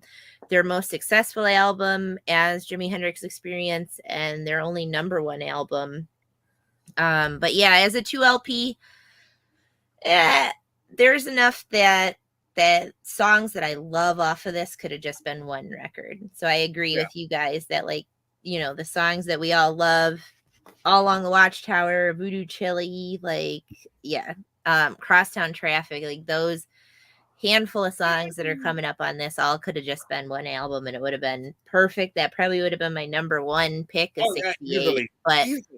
But yep, just because of it bumped it just a squeak because of the ones that I'm like, they're good. It's Hendrix. You know how much I love Hendrix. I talk about Hendrix on this show all the time, but it just bumped it a squeak for me. You getting down Escher demos? I saw it. Yeah. You getting ready? All right, Al, what's your number 2? Well, my number 2 is one of my favorite bands as a kid because my older brother was a huge fan of theirs. Going to the Doors, Waiting for the Sun. Yeah. That's probably them and Led Zeppelin were probably the 2 bands that I really, as a kid, I mean, I'm talking about like probably 5, 6 years old, trying to show my brother as a little kid, like, always have like these albums and put these albums on his turntable. And, it really made an impression on me. And The Doors is one of his favorite bands. So that's really, I remember, being a kid and, sneaking into his room and taking out Doors out, putting it on the turntable and, but Waiting for Yeah. the Sun is one, Hello, I Love You. 5 to 1 is such a fucking killer track on here. Yeah. You know, Oh man, uh, yeah. Yeah, I didn't I talk love, about that when I talked about it, but man, yeah. yeah. Oh my gosh. I like Spanish Caravan a lot. I mean, there's some good shit on here, man. Yeah. And yeah, The Doors, man. I mean, it's my number two, only to be knocked off number one by somebody else, but we'll get to that. So, Man, but Andy, go ahead, number two. of that guitar in Spanish Caravan, and I'm going to continue on and piggyback on what Al's saying there. My number two, The Doors, Waiting for the Sun. This album is just a killer, man. And I have that album signed by John Densmore too. So. Ah, that's so cool. Yeah. Dude, even like the throwaway tracks, if that's what you call them, but Summer's Almost Gone, Wintertime Love, Love Street. That's such a great track. Yeah. And Unknown Soldier could be part two of the end. Unknown Soldier, man. Yeah. Yeah, and then Spanish Caravan, that great guitar, man. That's fantastic. 5 to 1. Just hear the dun dun. Yeah. Dun. So hard and so menacing, and not to touch the earth. Another great track. Run with me. It's just a great song. Doors is my number two. Could have easily been number one, but something else beat it. But The Doors, Waiting for the Sun is my number two. All right, guys. We have reached the point. I know. Yeah. Oh my gosh. Number one. Go, Mark Alden Taylor. You guys have already talked about it. The Doors, Waiting for the Sun. Jim Morrison is a rock god. Why should he not be number one? Out of all these people we picked, he is the fucking David Lee Roth of the era. It's like he got a great stage guy. You got 5 to 1. You got Love Street. You got Unknown Soldier. This album is like half their greatest hits if you got the single version. This album fucking rules. Waiting for the Sun is my number one. This was the one album everyone had. Yeah. Jim Morrison really, to me, was the first. I mean, Mick Jagger was before him, but no, they were Wild and Out like Morrison was. Morrison was like, yeah. To me, Jim was like the real first rock star frontman guy. You know what I mean? I mean, Mick came into his own like after that, like the late '60s, early '70s is when Mick really started coming into his own. But I think the early Stone stuff, he wasn't there yet. But Morrison right out of the gate, man. That guy with the leather pants and the he was just wild and out. He set it up right out of the gate. He set it up for the '80s, man, and Aerosmith and people like that. Steven Tyler. That's why even in the '80s, man, like the Doors had this resurgence. Like people they were listening to them, and a lot of the bands were citing more. I mean, look at all the frontmen that were kind of aping. You got Ian Astbury, you got Michael Hutchins, Scott even Stapp. even Bono borrowed from him, and all those guys, Eddie Vedder. Easily Eddie Vedder. Oh man, yeah, Eddie. Scott Stapp was great too, man. Yeah. Scott Weiland, Morrison guys, man. When I think anyone that gets like weird now, that is definitely like Morrison's an inspiration to anybody who's shirtless and in leather pants. Yep. And y'all were talking about Mick. I like Mick Jagger, but to me, he wasn't as authentic as what Jim Morrison was. Mm-mm. To me, Jagger was kind of playing a role in this bad boy kind of thing. Right. And we've talked about it before. Like he didn't grow up as a poor kid from like a regular family. We've talked about that before. So like I don't want to boys from like London. make it. I don't want to hold it against him that he didn't grow up poor, but it definitely makes a difference in how someone comes up and when they finally break on through. Yeah. Or that they, the, they or the ceremony is about to begin. Is everybody Yeah. in? Is everybody in? I'll send you guys this thing. You guys know Micro, like the Dirty Jobs guy. Yeah. He does this. He hasn't been doing it, but he had a podcast called That's the Way I Heard It. And he has a really cool one about Jim Morrison and like Jim Morrison's dad. If you guys know any of the story about like the Army guy, right? Yeah, but like the start of Vietnam. I'll have to send you. I don't want to do any spoilers because it's really interesting to listen to. I'll post it on the page and I'll send it to you guys in the chat. But it's so good, and I mean, it's just so interesting. Like his dad's this hardcore army. Like I think he's a general, or he's pretty high up anyway. And he just having this kid that's always raging against the war and everything, and he's just such a I don't know, an exhibitionist, if that's the right word. I mean, he kind of is, because there's some times when he's whipping it out on stage and stuff. So, but he's just such an interesting character, and he's another one that he's like gone way too soon, obviously, that he, you know, he's another 27 Club guy. Yeah. I mean, it's just wild. Unfortunately, some guys keep it too real.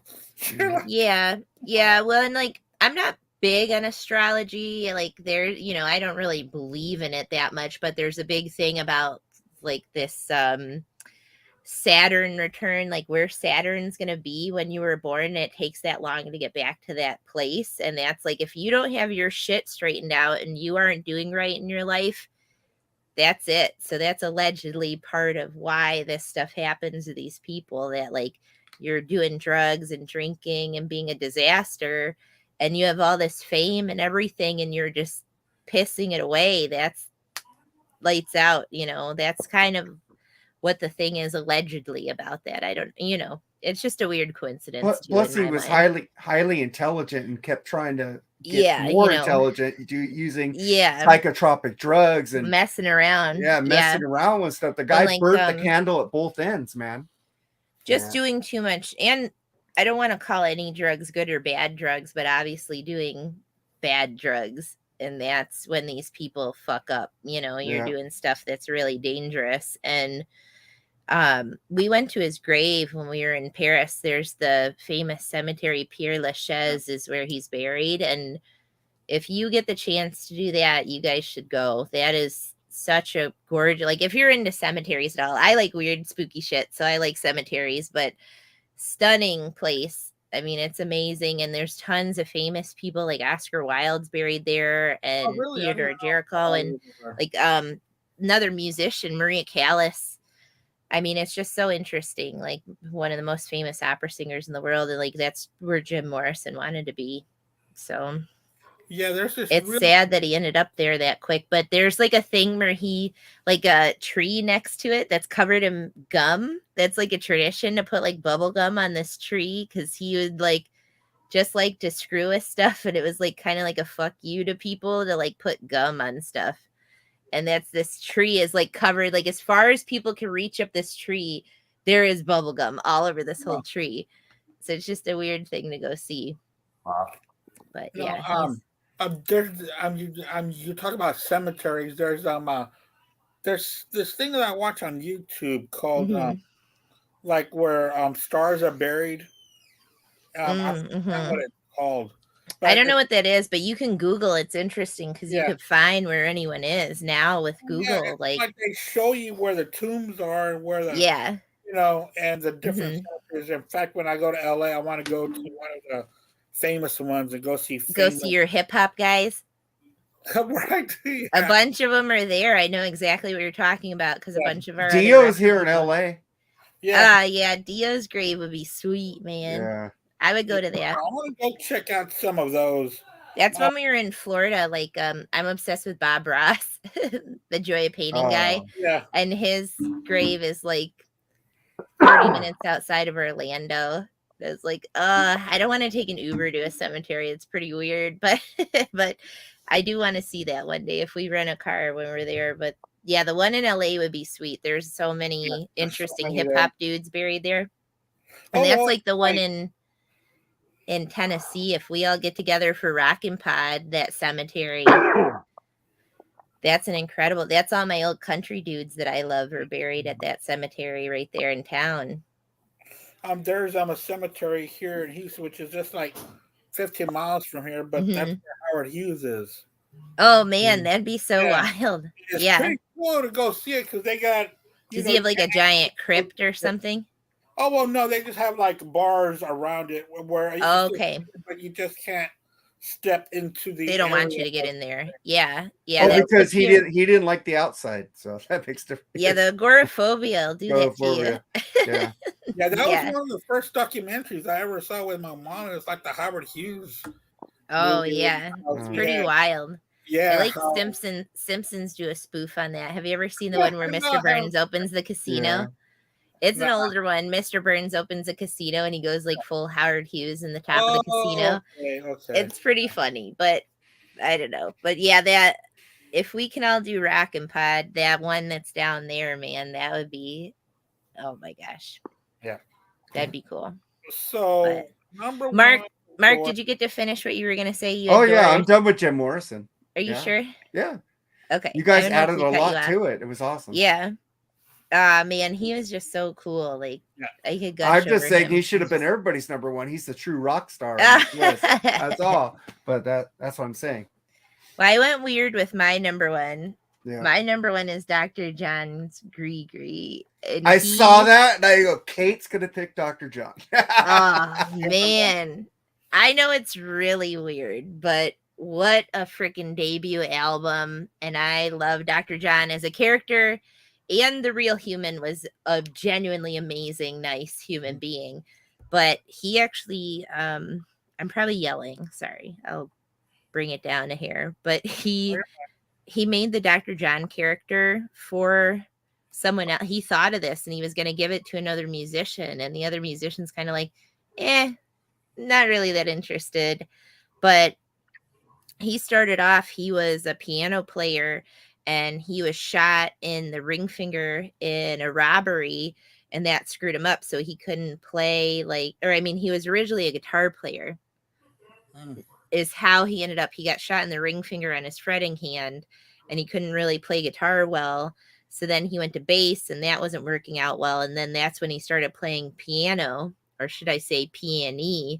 But when he started playing piano, he creates this idea, this character that's like a 19th century voodoo doctor inspired by his upbringing in New Orleans.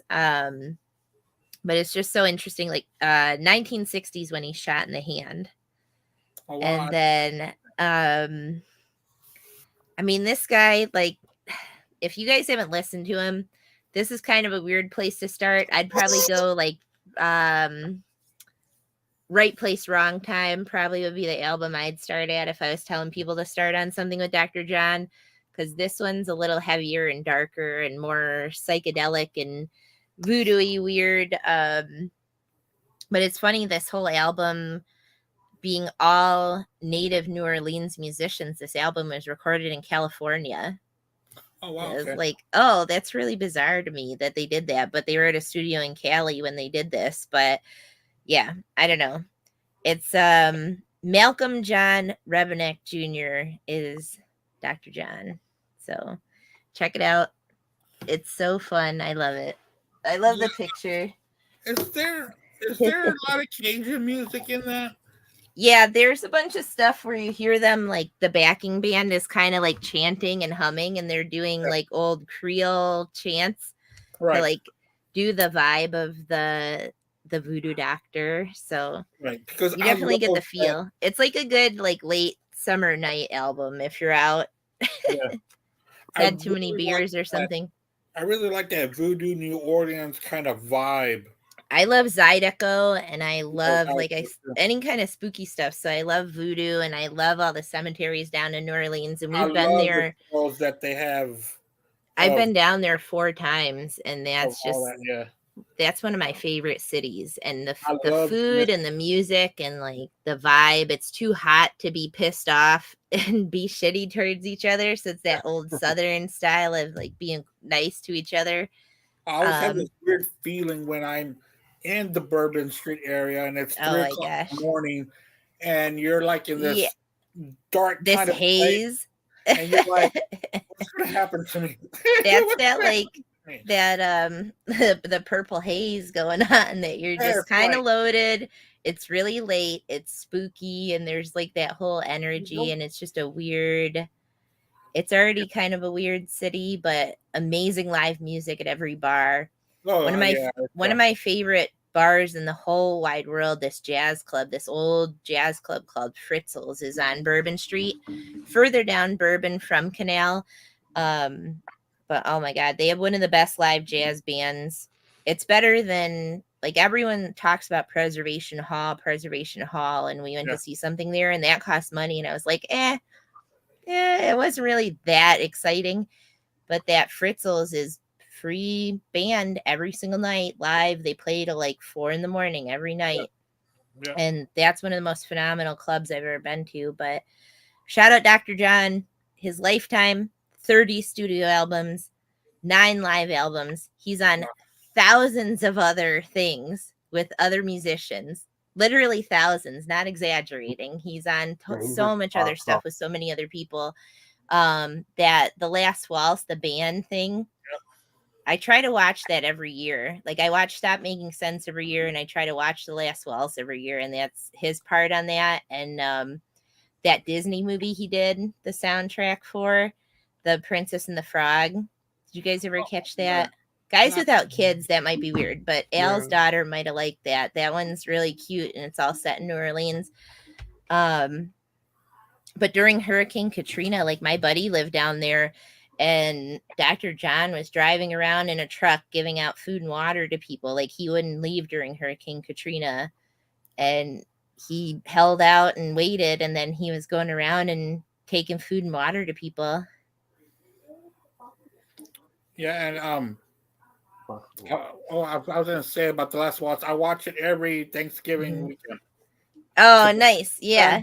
Because it was done on Thanksgiving night. Oh, that's cool. Yeah, I haven't watched it yet this year. I watched Stop Making Sense a couple weeks ago. So I'm like, I need to watch The Last Waltz, but he's so good. He's on so much stuff. But yeah, Al, what's your number one, Al? Number one, Al. Baby girl. Tell her, say what's up. Tell her I said hi. She looks at the phone. Well, you don't listen to Jimmy, you hear Jimmy. So it's got to be Jimi Hendrix, Electric Ladyland, my number one. I listen to this album a lot, you know, when coming up, as you know, when I start playing guitar and getting into Jimi Hendrix. But, you know, you got the 15-minute Voodoo Chili on there, Gypsy Eyes, Burning of the Midnight Lamp, Crosstown Traffic, all on Watchtower. And, of course, Voodoo Child's Slight Return is like one of the most classic Jimmy guitar workouts of all time. I mean, I remember trying to learn that coming up as a guitar player, and you know, I would get like songs and I'm like, yeah, you know, I fucking couldn't get it. You know, good luck. You know what I mean? So I'm like, shit. But hey man, that's, you know, it's a double album. Yeah, there's some little bit of filler on there, but you know, like sometimes like the filler on a double album, I couldn't imagine hearing it without it though. I guess, you know. So I mean, do I think there's filler on Pink Floyd's The Wall? I think there is, but I wouldn't remove it. I think it's kind of fits the story of the album anyway. I think if you took it out, it would kind of dismantle the album a bit. You know what I mean? So, not to say that this is a concept album or anything, but I wouldn't remove anything from here either. You know, it's there. Jimmy had his vision. He made this album and flows the way it flows, and I love it. So I mean, it's gotta be my number one. I mean, I toyed with that and The Doors being my number one, but Waiting for the Sun's not my actual favorite Doors album. So, what's your favorite Doors album? Probably the first album, the debut. Yeah. Debut, you know, I mean, It's You hard can't- to beat it. It's hard to beat it, but I mean, I love Electric Layman. Actually, Electric Layman is not my favorite Jimmy Allen either. I mean, that would be probably the debut Mhm. as well, you know. The But there's something about debuts that are awesome, isn't it? Yeah. But Some of But, these yeah. guys, man, some of these like 60s, late 60s going into even the mid 70s, some of these debut albums are just ridiculously great. Yeah. Yeah, I mean, ridiculous. I don't know if it's because we didn't expect what's going to happen on debut albums, and they just surprised us because we never heard of them Well- before. I don't know. Well, listen, there's that old saying: you have your whole life to write your first album, you know, Mhm. and then But how young a lot of these guys, like Harold Hendrix, when that first one drops, like, Yeah, I mean, they were in their early 20s. yeah, Yeah. it's wild. I don't know. There's something to say about that, being able to figure out something that is that incredible, like the Doors or Hendrix's first album, or even my dude John Prine, like his first album. He's only 24, fresh out of Vietnam, and that one's just so incredible. yeah. But that's my number one, Jimmy. Go ahead, Andy.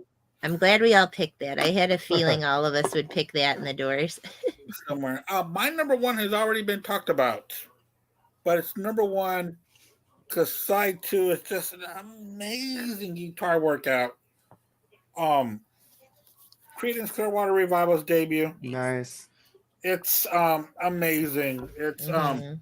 you know, we'll go over the tracks. I put a spell on you. Susie Q they turn into 8.5 minutes. But one of the tracks that was also an odd choice to release as a single was Porterville. And that was an odd choice because it doesn't fit them at all, but they jam the hell out of it. That one and Gloomy and Walk on the Water, those are tracks that you just left John Fogerty alone, and he took songs to different places with his guitar playing when the other guys are just keeping the beat and he's just flying off in his own little world on there. So Creedence Clearwater Revival, I'm a big CCR fan. Right. And so that's my number one album for them. Now we know that when it comes to Black Spinner Circle, the +5 means something. The +5 means honorable mentions. So real quickly, what do you guys your honorable mentions? Mark? Well, I got my number 5, the Rolling Stones, Beggar's Banquet, Fleetwood Mac, Peter Green's Fleetwood Mac, Mhm. Cream, Wheels of Fire. American Deep- band. Huh? No, he said we could do English for +5. Oh, you could do English? Oh, okay. Yeah. I didn't know. Yeah. Yeah. That was our excuse. Yeah. Mark and I were crying about this not being any English, so we said the +5 could be I'm sorry. I'm anyone. sorry. I missed the memo on that You've one. been so- busy. You've been. All right. We'll Well, forgive it this time, I Al. kept mine American albums. I kept to what I said. I kept it real. Whoa. And then number 2, Deep Purple, Shades of Deep Purple, and number 1, the Beatles' White Album. Nice. Yeah. See how it is when you take the fucking English bands out? Look, those albums right there are fucking amazing. It's like Yeah. it probably kills like most of these albums on the top. Oh yeah. And those could have been these top 5, or it could have been number 1. Except my top 2, it would have killed those. Yeah. This was Yeah. hard for me because you know how much I love psych stuff and obviously Or like a 3, I Beatles mean. psycho, but it also was fun that it made me go back and re-listen to all these old country albums and these old blues albums that I'm like, shit, these are really incredible albums. Like those old blues dudes and these old country people. Like, I'm glad we did it this way because it makes your brain stretch a little. But I'll do my top 5. Were you done, Mark? Yeah, I was done. You're good? Okay. Yep. So I do have a couple Americans on here. I did Mama Cass's Dream a Little Dream album. Wow. I love that cover specifically. The title cover of hers is so good. She was such an incredible singer. Yeah. Oh my God. She's another one that's gone way too soon. Yeah. Amazing talent. The Zombies, Odyssey and Oracle. I have to shout that out because it's a great psych album. Shout out the Soft Machine. Have you guys ever listened to them? No. Yeah. Another good psych Yeah. band. Them and Strawberry Alarm Clock both have albums this year, and both are good psych albums. They're weird. Soft Machine, their cover on their album, because it was like Soft Machine, it had these like cogs, like gears, and it actually would spin if you got the right album cover. It actually had working gears Cool. on the album cover, so it was really cool. Lots of good psych this year, like I said at the top of the show. But then, you know, obviously me and Beatles, I have to shout out the White Album. And like we said, I feel like there's some tracks on there that aren't up to snuff. Revolution Number 9 is a skipper for me. If I'm playing the album, I'll let it play out if I'm playing the actual vinyl. But if I'm playing it streaming or something, or a CD, skipping. But I think their most underrated album, or one of their most underrated albums, Magical Mystery Tour, which I love. Magical Mystery Tour. I love that album, man. Great album. One of my favorite instrumental tracks of all time. Flying is on that. Like, there's so Flying. many good songs, and I feel like that's such a like overlooked album. I think people stick to their like core UK 12 and not screw with a lot of other stuff. Or like a lot of the box sets don't always have that because it was like, you know, a US, but I love that. I might have done some Substances and listened to that a lot, and it's such a good jam. Yeah, I don't know, such a good album. Those are my 5. Al, what's your 5? Honestly, I didn't really pick a 5 honorable mentions. I, to be honest, man, like an hour and a half before the show started. You're fine. You're fine. You've been so busy. But I will give a shout out to the soundtrack for Elvis '68 comeback special. Good one. Ooh, yeah. I think when Elvis came back with that, man, that was fucking. I mean, that was mesmerizing. You talk about a fucking rock star. I mean, the way he had that leather suit. I mean, the girls wanted him, and the guys wanted to be him, man. You know what I mean? It's just unbelievable, man. And, I like older Elvis. That Never Been to Spain, that Three Dog Night cover he does when it's older Elvis. Yeah. That's probably my favorite Elvis song, honestly. And I know it's a cover, but god damn, I love how he does that. Yeah. And I'll give a shout out to I think Andy mentioned this before, the Monkees, the Birds, Bees, and the Monkees. You picked that one, right? Mm-hmm. Yeah, that's a good one, man. And a Velvet Underground, White Light, White Heat. Ooh, yeah. I never got into Velvet Underground until much later on. I had a friend of mine who was into real avant-garde stuff, you know, and he let me borrow like some Velvet Underground. I'm not a big Lou Reed fan, but I could see like how he influenced a lot of underground type shit, you know. So I can recognize the talent, you know what I mean. So I'll throw that one in there too. That's really it though. I got 6 honorable mentions. They're all American bands. The second album, released in 1968 by the Byrds, the Notorious Byrd Brothers. It was a fantastic album again, but I didn't want to do 2 of them, so I went with Sweetheart of the Rodeo. Also, Super Sessions was released in 1968, which was a project by Al Cooper and Butterfield and Mike Bloomfield. Sorry, with Mike Bloomfield and Mike Bloomfield really didn't. Al Cooper. Yeah. Really didn't finish the whole thing. So side 2 is taken over by the one and only. We keep on talking about Stephen Stills on here, but he took over on side 2. And also when they released their double album, also in 1968, again Bloomfield didn't finish. So they had an unknown by the name of Carlos Santana that finished up that. Wow. Yeah. The Beach Boys' Friends. I used to stop at Pet Sounds, and foolishly I stopped there. But after I would watch Edwin Conestrosi's videos about the Beach Boys, I stretched it out, and I really do like Friends. Iron Butterfly, Inagata Devita also hit my honorable mentions. Blood, Sweat, and Tears were their second album.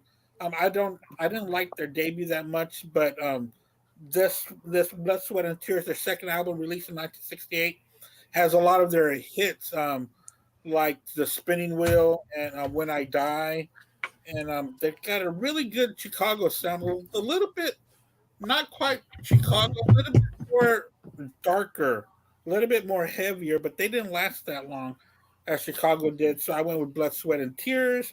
Also, Harry Nilsson with Aerial Ballet. Mm-hmm. Get more and more into him. He's so good. He's more of a.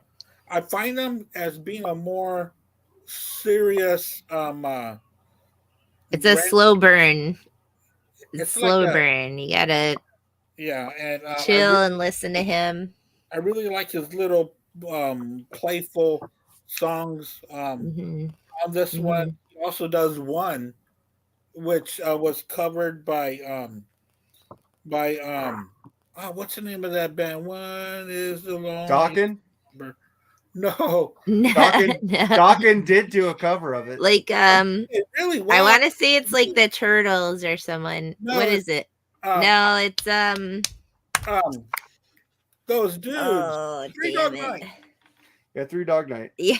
Three Dog Night, but Harry Nilsson's cover is more serious and sounds like it's got a different meaning to it. More a song about loneliness, which is really good when Three Dog Night makes it a unhappy song about being alone. Not Harry. Yeah. Broody. It was on Dokken's album Erase the Slate. Wow, I didn't know that. Great album too. No George Lynch on there, but it's great. That's Red Beach, right? Yeah, Red Beach is on there. Yeah. Oh wow. And also, I'm going to end it with Big Brother and Holding Company, Cheap Thrills, the one and only, Yeah, Janis Joplin. So good. Man. Janis Joplin. It just didn't break into my top 10. So that is my top 10 plus 5 honorable mentions. Thank you so much, everybody, for being on here with us. I really do appreciate it, being on here. Mark and Kate and Al, thank you so much for joining us. I know it's hard for you right now. I mean, you're not just moving house to house. You're moving from Jersey all the way down to Florida. I'm sure it's tough and trying, but thank you so much for taking the time. I'll tell you one thing, man. I'll tell you one thing. That during that long drive, it was great to like catch up to like a lot of podcasts, listen to a lot of different podcasts and stuff. So, yeah. They're so good. I just threw up my the U-Haul truck that I had a Bluetooth in the radio, so wow, nice. Just connected my phone to it and listened to a lot of different stuff to catch up on. So it was cool. Awesome. Yeah. So, but thanks for having me out. I hope you listen to my podcast. It was only 22 hours. He couldn't listen to everything. Only 22 hours, you know. Well, I know. We split the trip into 2 days though, because my wife was following me with my daughter. Yeah. My wife was following me in her car with Kayla. When you have the pets, did you take all the critters? So, yeah. You have 2 cats now and the dog? Yeah, so we couldn't do the full. That's heavy duty, man. Yeah, no. We stayed overnight in South Carolina, which was nice. So. And then, cool. Yeah. You know. Everyone made it down safe. And I'm gonna be heading. I'm sorry. Yeah, it has to be like.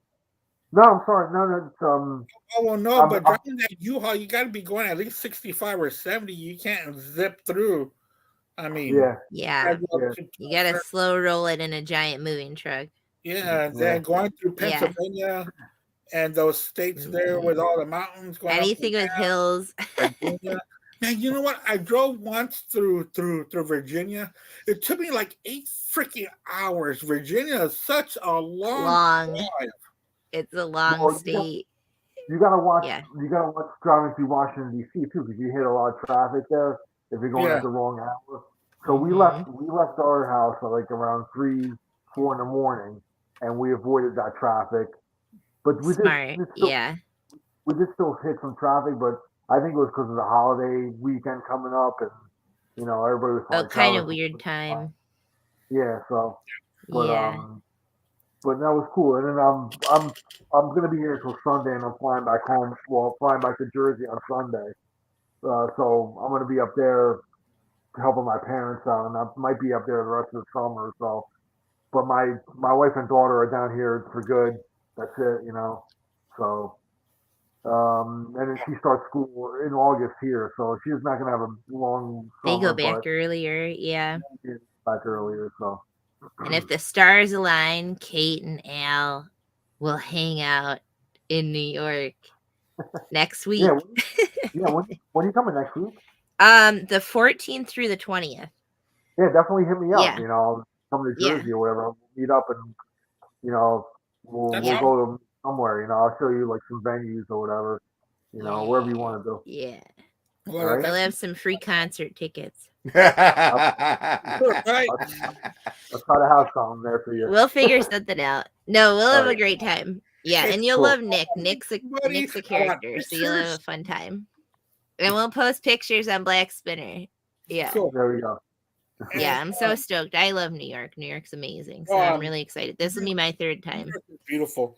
We try to go every 5 years. We're going to go probably in 2 more years. We'll be in New York City. Yeah. When's your trip, Andy? You're going on a big trip. Yes, I was just about to say that there is no show next week. I will be on vacation. I leave Friday for Utah and for Idaho and for Wyoming, and I'm gonna meet Brad Dahl. Brad, that'll be so cool. I'm excited for you. We're gonna go out for dinner. So that's cool. You know, he's a really great guy. So we get to meet him. Smart cookie, that Brad. Yeah. And then that'll be a lot of fun. I'm excited for you to do that. I'm going to be gone for about a week and a half. But I don't have a show next Wednesday, but the Wednesday after that on the 19th, we are going to have a vinyl battle. We are doing John Lennon's Plastic Ono Band album, his debut, against McCartney 1. Ooh, so we're going to see how the Beatles fared when they left. I've already got Charles Trainer on that show. He's already confirmed. Charles doesn't even like the Beatles. You can't talk about the Beatles. Says, I don't like you, but you can't talk about the Beatles. And then also, I got this idea from the BS sessions when we did the covers. That was a good one. Yeah. I'm gonna take a bite off of that. We're gonna do a Beatles cover show. Ooh, yeah. But there's a catch to it, of course. You gotta pick one cover song off of each album. Oh man, that's some work. That'll be really good. 12 covers by various bands. Ooh, I like it. And one just the UK albums.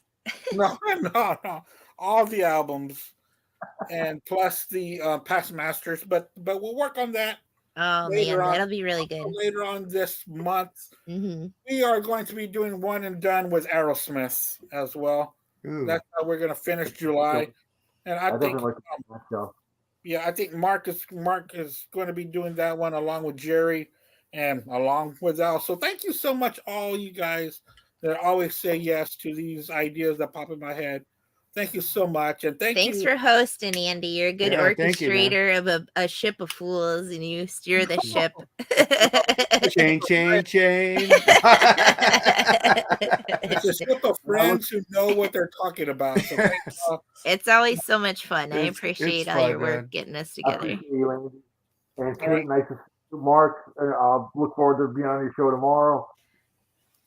That's gonna be cool. It's gonna be an easy one for me. It was hard for me, man. I was like, oh no, 11 Kiss songs that suck are very easy for me. Hey, because you the songs. I had to actually go and listen to songs to see if I didn't like them today. See, you could just go. You don't have to listen to it. Oh, this one, because it's in your DNA. It's in your head already. The problem here is I was trying to eradicate these songs from my memory, and you have to fucking come and bring them back into my life. You were trying to black them out, and then he's bringing it back up. Hey, the PTSD was suppressed. Yeah. Now it's back. Scribble asked who the girlie is. It's Kate Dore. There you go. It's gonna be a funny ass show tomorrow. I'll tell you that, man. You guys are gonna have so much fun on that one. Oh, Well, Chris Enio is going to be on there. It's going to be a laugh riot, man. That guy knows Yeah. a lot of shit.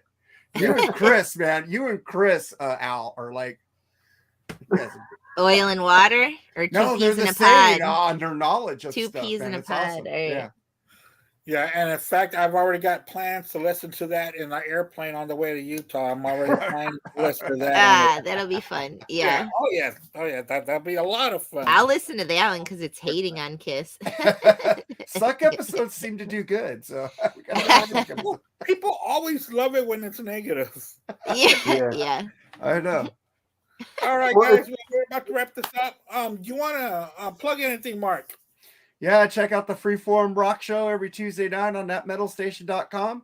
I might be going to work, so I might be starting at 6 Pacific and 9 Eastern. Right now it's 5:30 Pacific, 8:30 Eastern. So check that show out. I play a lot of rock and metal and some maybe Oingo Boingo once in a while, which I haven't played in a while.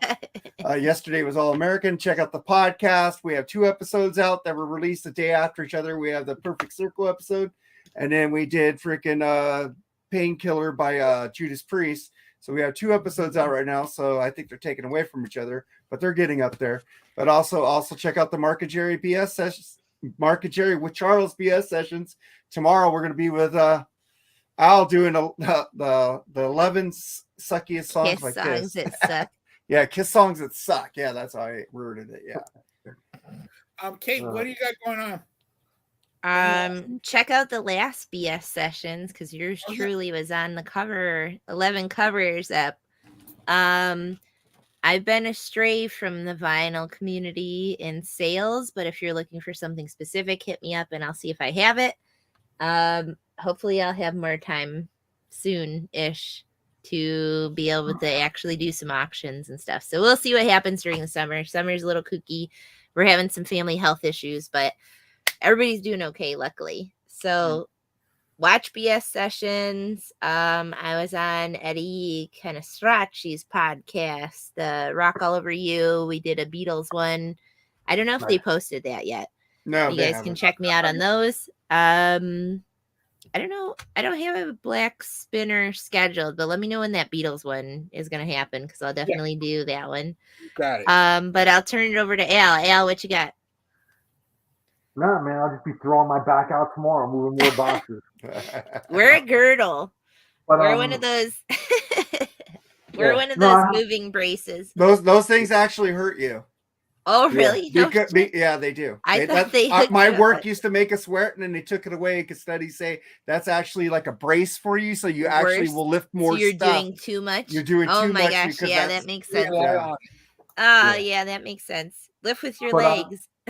But when I get back on Sunday, the following night on Monday, my friend has tickets for Noel Gallagher and Garbage. That'll be really good. Yeah. I'm gonna go check that out. That'll be fun. Travis Perota just went to that along with Ralph Vieira, and it was fantastic. That'll be fun. If anyone doesn't have tickets and they're coming to your town, look on Groupon because the Groupon tickets here in Detroit were like $20 for lawn. So definitely check that out. Yeah, I've been hearing a lot of good things about that Noel Gallagher and his new album by Charles Trainer. That was fun. I listened to it. It's fun. It's actually a good album, and I gave you Charles can tell that you can tell it's very Beatles influenced, and there's some Pink Floyd influence. You can pick up on it, so it's worth checking out. I listened to it. It's good. I want to check it out too. His new album. Yeah. But that's my schedule. So. All right. Thanks for having me on, brother. No, man. Thank you. Thanks, Andy. Thanks, good to see you guys. All right, guys. Yeah, I'll get a good sleep. He wants to know. He wants to know what your He wants to know what your accent is, Kate. Horrible nasal allergy Midwestern. Okay, there you go. Michigander with really bad allergies, and the air quality index right now is like 150 in Detroit. That's what my accent. Yeah. I probably need my adenoids removed, but that's my accent. He likes your accent. You know, she has a fiance, Scribble, so stop. Yeah, take it easy, pal. Somebody already put a ring on it. Hi, Scribble. Take it easy, man. Later, Bye, guys. Bye, guys. Soon. A Bye. lot of fun. Take care, you guys. Bye. Have a good night.